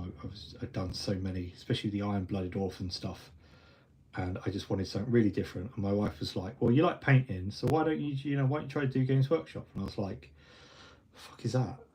And she was like, "There's a shop in the town that does the little figures." And I was like, "Oh, okay, cool." And I went in there, and I spoke to the dude in there. His name was Tom Deacon. I actually still speak to him to this day. He's a really good friend. And he was like, "Well, what are you after?" And straight away I was like, "Gundams." And he was like, I could see him walking over to the Tau side of things. I was like, no, absolutely not. I said, I don't want robots at all. He said, "Well, there's fantasy over here." And I was like, yeah, okay, brilliant. And I left with the Storm of Sigmar box set and some paints. And I thought, I don't want to invest too much, because I don't even know where I'm going to like doing this. Like, these things look so tiny. And I painted my first one up, and I really liked it. And I went back and spoke to the manager, my buddy James, and he was like, "Hey, that's really good." I was like, "Oh, thanks." And just that little bit of encouragement just kind of pushed me to, carry on doing it and painting even more, and just grow as a person. And I've really enjoyed Warhammer, and the people that I meet and stuff like that. And I've had some fantastic opportunities to work with people, and it's been great. So I just it's all kind of gone into YouTube and stuff like that now, and it's just been, and that was it. That was how I got started, just because I wanted something very different to paint. And like I said, I didn't. Could you imagine if I was like, "Nah, it's rubbish. We would never be here. We would never be here together." Isn't it heartbreaking?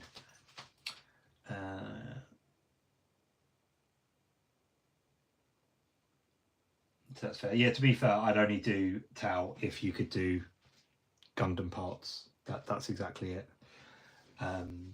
Snakebite leather, yeah.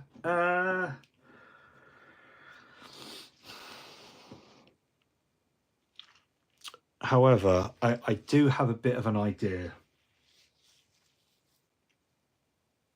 Let me just do this, guys. Let me finish the green guy. Let me finish green guy, and I will I'll talk to you, because if not, I could do black rope, which could just be the little thing I wanted to kind of, you know, add in. So that's what I'm leaning towards. Maybe like a black rope could work.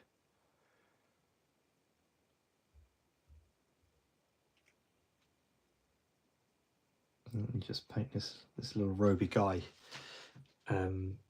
Has anyone ever seen Mighty Boosh in the chat? The Mighty Boosh, the BBC sitcom with Julian Barrett and Noel Fielding. Who's a bit of a Mighty Boosh fan in chat? Anyone?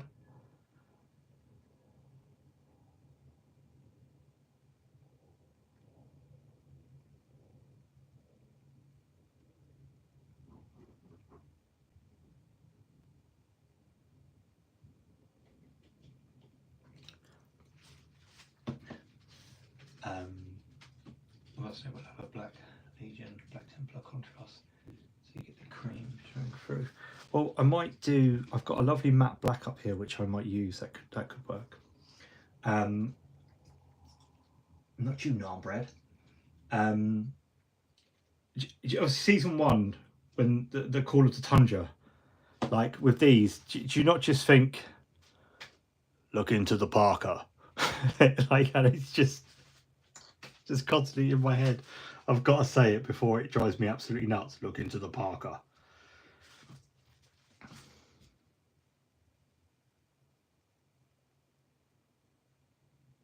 I love that. Not you, naan bread. Obviously, old Greg is one of my favorite episodes. I love the one when they go to the cabin, Call of the Yeti. I love Milky Joe. Milky Joe has to be one of the best ones. It's just amazing. Every year, me and my wife, around about November time, we will make a point of rewatching the Mighty Boosh. And like you know, it's quoted a lot in our house, the Mighty Boosh, just because of how, you know, she loved the Mighty Boosh. I think she was lucky enough to go see it live. But I got into it a little bit late. I didn't get into it until I met my wife. She was like, you'll love this, it's really weird. And that's when Isolation is attuned. But it's just when he pushes her over and the coconut milk starts like leaking, and then they're in that little like bamboo car driving away. And I just think, like, it's just so ridiculous. And I love it. I love it so much. It's great. It's great. Milky Joe is such an underrated episode. But as for Call of the Yeti, I just, yeah, another great episode there. There's something really cozy about season 2. Like Nanageddon. Nanageddon's another one. And the Fountain of Youth is just ridiculous. I'm 4'2" without shoesies. It's just, tell me that's not peak television, because it is. And I'm just, yeah, it's so good. But I keep thinking, look into the Parker. So what I'm going to do here, let's add a little bit of a cheeky kind of fade downwards to this.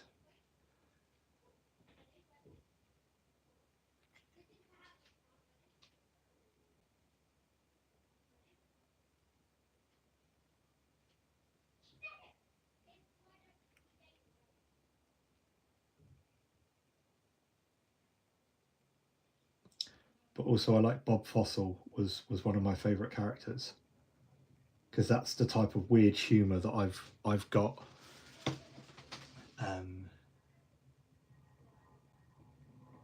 So as for, I need to pick him up. I think if I'm a good boy this year, Santa might bring him. Same again with the, you know, Inner Circle Companion. I'd like to get a Dankhold Troggoth for my little Troggoth army for Age of Sigmar. I'd like to get like an Executioner tank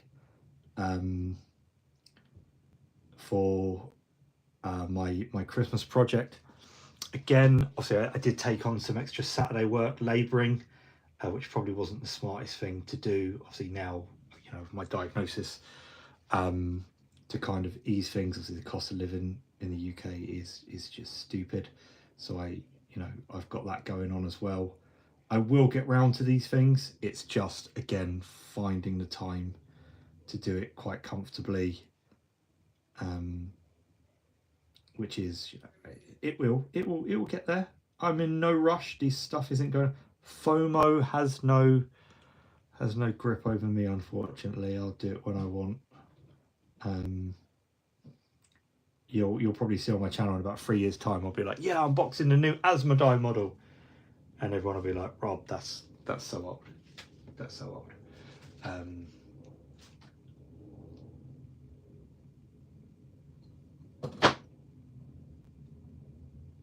What does cheeky mean in American? Cheeky. Again, getting back to it, yes, the Warhammer Battle Force box again looks, the Dark Ages one looks great. I didn't realise you got a chaplain in there and all. I thought that was pretty cool. Right, so we've got a little bit of a fade going on there, which is quite nice. So what I need to do now is just give that a really good wash out.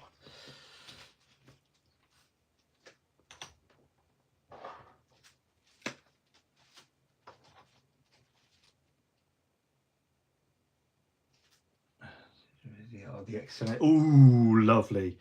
I kind of like, I'd love to get like the RX-78 or something, like the traditional one. Like, I never really did many let's say master grade, but like master grade kits on the older stuff.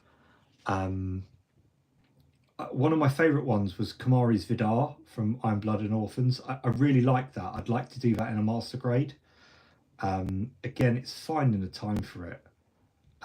I did the Astray Blue frame one Christmas, and it's become a little bit of a tradition that at Christmas I'll treat myself to a Gundam, sit down, you know, while everyone's out with the Christmas tree, and just kind of just chill and just, you know, sit on the coffee table and kind of do like a Gundam. But I didn't get to do one last year. We were so busy. So I kind of feeling like one's long overdue.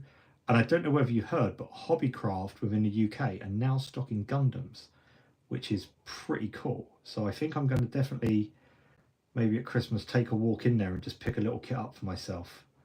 I don't know. I don't think there's a massive selection, but hey, it's a selection nonetheless, and I very much like that. That's definitely I love Death Scythe, so good. I've got loads down there. The Barbatos Lupus Rex, I love that model itself. It's so good. But there's so many good ones, honestly. There's so many like good kits out there. I like the Ale Strike. I've actually got, that's one of the only Gundams I still have out, and it's on my gaming shelf downstairs with like just above my PlayStation games. So it really has like a special place. The Astray Red was the first Gundam I ever did. It was a master grade 1/100 scale Astray Red, and it's just always been like up there with my favorites because it's such a good kit. Okay, so now what I'm thinking is we do, oh hang on, I just need to, let's just add a couple more highlights in here because it's looking a little bit plain. Go right with an orange tabby laying on. Ah, love it. Love a good mitten. I've actually got 3 cats. I say I never actually wanted cats. My wife wanted cats, so we compromised and got cats. That's how love works.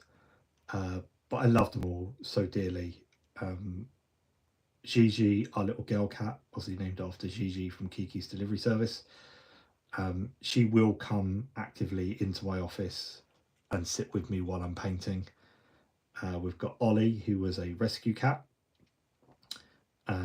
Ollie, obviously, after Oliver the orphan, he is a little git. He has to be sitting on you if you see him. If not, he's probably left for the house for 4 or 5 days and you just don't see him.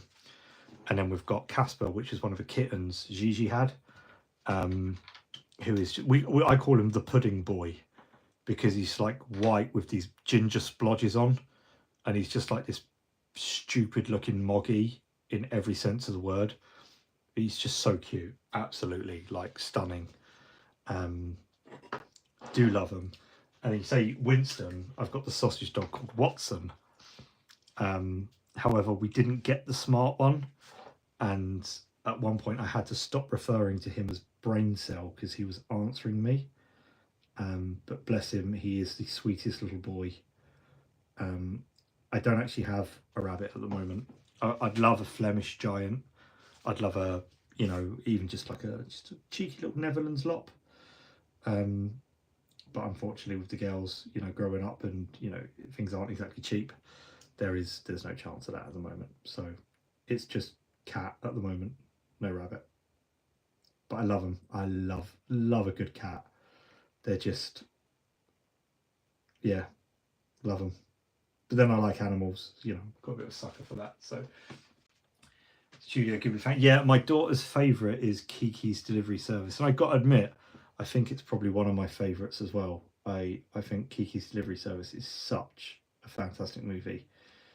And an important message that, you know, sometimes we are a bit too hard on ourselves and what we do. So you gotta learn to find the fun in things again. Big Studio Ghibli fan. Have you seen The Boy and the Heron? My familiar's name. I like it when you call them that. Familiar.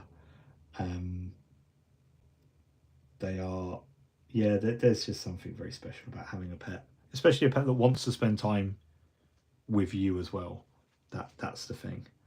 But I often think pets obviously only replicate how much or what how you treat them. Like when people like they don't let their dogs on the bed or their cats on the bed, I'm like, nah, man, that ain't a pet. Like you gotta let that animal come cuddle you.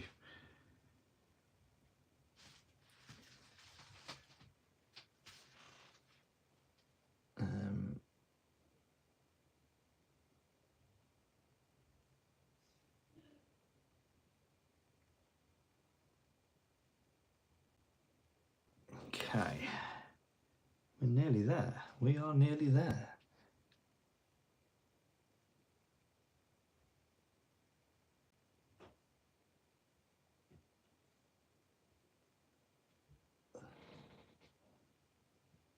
I'm just doing some black Templar over the top, so we've got that nice kind of. The nice thing about this stuff is because it's got like bobbly rope, kind of looks like black rosary beads.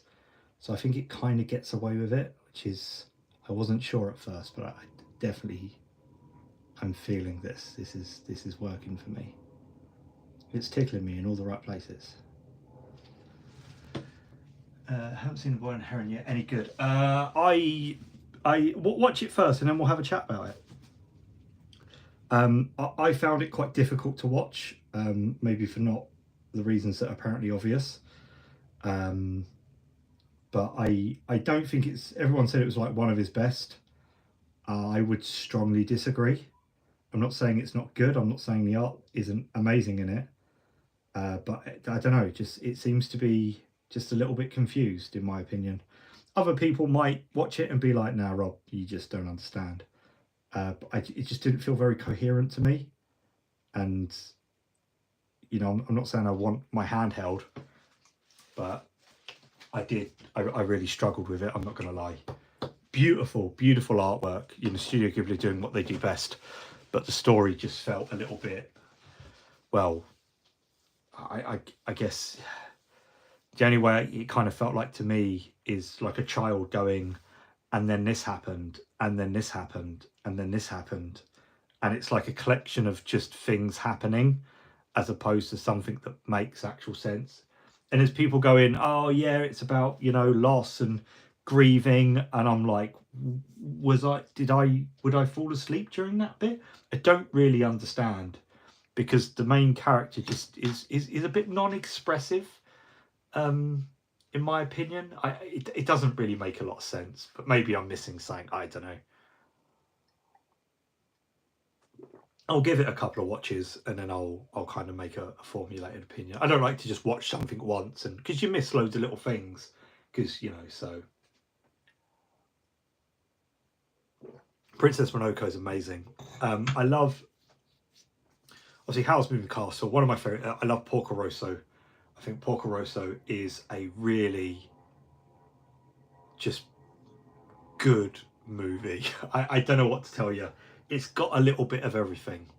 Like, one of my favorite scenes in any Studio Ghibli movie is Howl's Moving Castle, when Sophie starts cleaning. I love that. I could watch that forever. That bit in Porco Rosso when his plane obviously has to be redone, and he's just there with like the family members working. There's something really comforting that captures an atmosphere really, really well. One that I didn't like, I can't stand, and I've tried to watch it a couple of times, and I don't understand why it's so beloved, is Ponyo. I just don't get Ponyo at all in the slightest. I think it's an awful movie. Amazing looking, fucking awful. It's like Napoleon Dynamite. The first time you watch it, it's confusing and odd, and the more you watch it, the more it makes sense. Napoleon Dynamite is an amazing movie. Don't get me wrong. Like it did for Jamiroquai. You know what? You know it nothing else could. But yeah, it is. I think I need to give The Boy and the Heron a couple of watches. See, my youngest really watched. She, you know, she likes Studio Ghibli with me. We were lucky enough to go and see My Neighbor Totoro when it come back in cinemas this year. So we got to see that, and we went on a little cinema thing, and we saw that, and that was amazing on the big screen. Prior to that, I'd only ever seen Earwig and the Witch at the cinema. Say what you want, I think Earwig is a great little movie. Is it one of their best? Absolutely not. Is the animation shocking? Yep. I don't know why they tried to do what Pixar was doing, but it's a nice little story. I like it. I think it's really underrated. Boy and the Heron, I think I need to give a good couple of watches to, because I really struggled with it, and I think it probably deserves better than you know, a watch. So okay, so look, this is how we're looking on the shield. Like, that's pretty crisp what we've got there. I'm quite chuffed with that.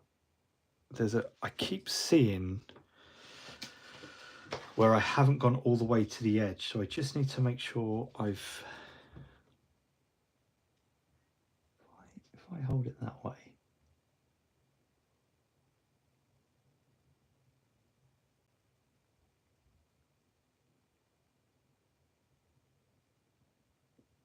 There, and then on that side, it annoys me when I don't go like with rope and that, the way it's sculpted, because it's against those wings. It's really difficult to get all the way up to it without looking like you've gone actually onto the wings, which I don't think I have. So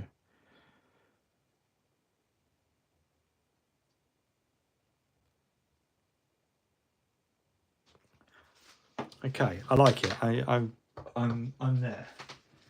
Take off, mate. It's great wrenching. Ryan, yeah, thank you very much for coming in. Glad to, you joined us. Join us for the next one. It's a good laugh. It's always a pleasure to have you. You take care. Thanks again for popping in. Really, really appreciate it. Having said that, obviously I've been streaming for nearly 2.5 hours, and it's getting to 9:30 here.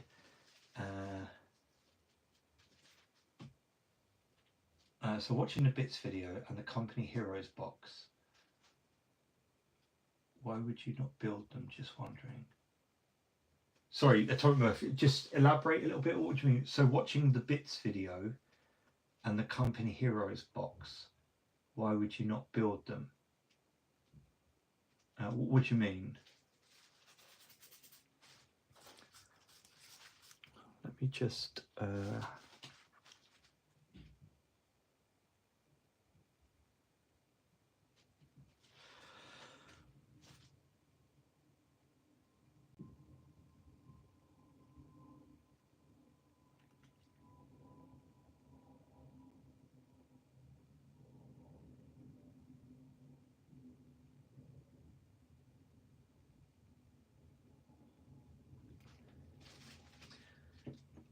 top 5 kits.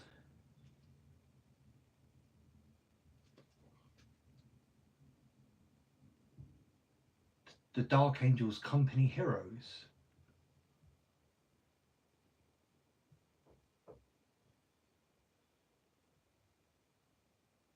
Sorry, what do you mean by Dark Angels Company Heroes? Oh, the veterans. Because the size. The problem I've got with my army is it's all Primaris. So the problem with the veterans is that they scale so bloody small. It just wouldn't look right. So I don't use the veterans bodies. I buy the veterans boxes for all the bits it comes with, not the actual bodies. They just scale. They're so diddy, and it just looks so odd. So I just don't bother using them, in all honesty. Like it just doesn't suit what I'm kind of going for on my shelf, if that makes sense. Don't get rid of. There's nothing wrong with the sculpts in general. They're just too small. In my humble opinion, for what I'm doing, which is, yeah, it just doesn't scale well, and I don't know, having these little, I'm going to say it again, diddy people, there's another one, next to like these massive kind of, you know, Primaris ones, just look a bit odd in my opinion. So thanks for keeping count, the diddy count, make that 10. Let's go for a double. There we go. Right, I think what I'm going to do, I'm just going to do the edges with Screamer Pink, Screaming Skull Dingbat, and then I am going to call it there today, as I didn't realise how late it was getting. So let me just...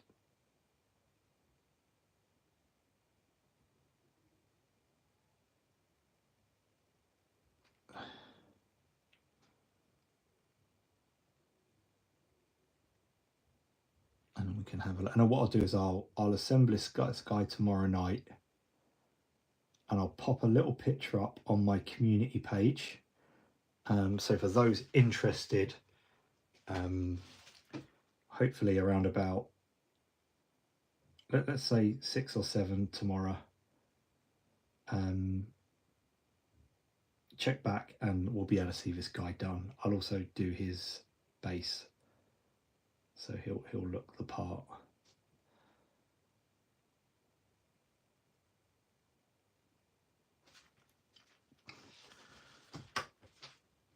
I'm also going, so really quickly, it's 4:27. Wow, 4:20. What? Not in the morning or in the afternoon? Because if it's in the morning, you, sir, need to go to bed, young man. Can't be staying up all late watching these goddamn trashy streamers. I'm not going to say it. I'm not going to say it. Afternoon. Okay, fair enough. Yeah, it's just coming up to obviously 9:28 here in the UK time. Good old GMT.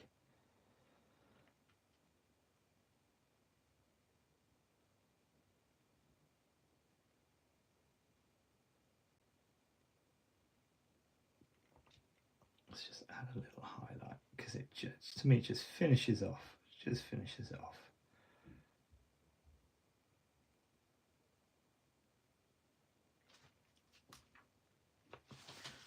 Just want a little bit just here.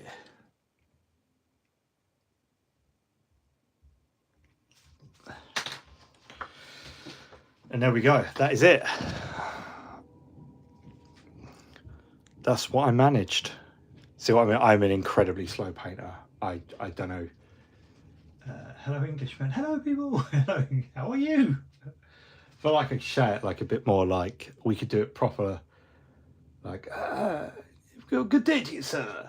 Or is it more like, fucking all right, bruv? But there we go. That's what we've got done. He'll be on there, and it'll be fine. I do need to paint the inside of it, the shield, which I will do. But if we have a look like now, he's gonna look like that. He'll be there kind of like that. And there we go.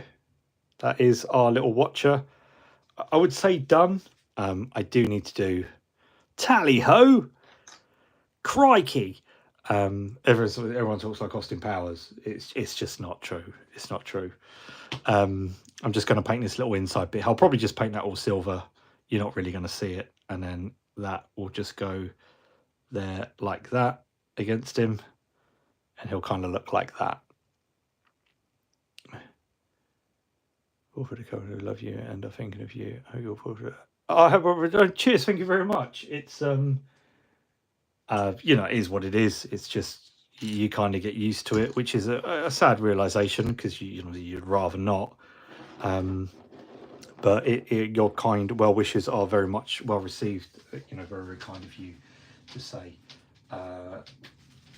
Like, don't get me wrong, if anyone's on Instagram, you can always add me and just send me pictures of stuff you do. I always think it's quite cool to see what other people do. That's like Barry Larkin in charge. That sounds like a late night movie. You can't call him that.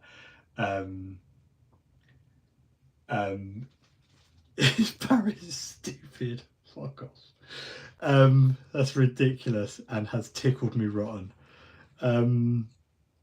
Yeah, if ever you're on Instagram or your Instagram tool, Cat Rabbit Scale Model Studios with all our underscores, just message me. You know, Crabbers, he sent me some stuff, added him, looked at his amazing stuff that he does. Always a pleasure to see a fellow son of the lion, sister of the lion, whatever. Send me some stuff. I'll happily give you shout outs and stuff like that and share your work. It's a pleasure. And yeah, just pop them over, and I'm always more than happy to do it. So there we go, little Dark Angels, nearly complete. I was hoping to get him done in 2 hours, but the rambling's been intense. There's been some intense rambling today. And I better get that little sausage dog out up the road to his wee-wees. Otherwise, I know what will happen is he'll wee-wee in the house, and I will try not to fall. I'm all right for the minute. And yeah, we'll take it from there. But look, I am going to call it there today. I know it's not a lot, but I'm pretty chuffed. Thanks to everyone that did pop in. Thanks for all the kind words, well wishes, people that have stopped by. It's great. If you obviously, I always say, if you want to support the channel, tell a friend about the videos, or just, you know, just helps me out. Watch some videos while you're on the toilet. Views don't count, watch hours do, and YouTube pays me in revenue. So, you know, it's definitely a good one. I'll try and do maybe Saturday or Sunday. Sundays tend to be better for me. It'll probably be about a similar time, and we'll paint some more, and yeah, we'll just slowly paint up these Bladeguard guys and get them done, and we'll take it from there. But look, thanks for everyone that has stopped by. It's been an absolute pleasure. I always say this, it's been a privilege that you've let me spend your evening with you. That's the way it always is. not the other way around, is you've let me spend your evening because you're choosing to watch me. So many you are, I'm not watching you, it's the other way around. So thank you for letting me be part of your evening. It's very much appreciated. And I will see you all next time. Honestly, thank you all so much. It was a really good laugh today. Been feeling a bit down this week with my knee and stuff like that. So it's been a very, very good giggle. I'm not fallen. Barry loud and proud. I'll see you all next time. The smooching still stands. I'll find where you live. Don't tell me, I'll find it. I'm gonna, no guesses. I'll find where you live and I'll come smooch you. But I will see you all next time. God bless and take care. Bye bye.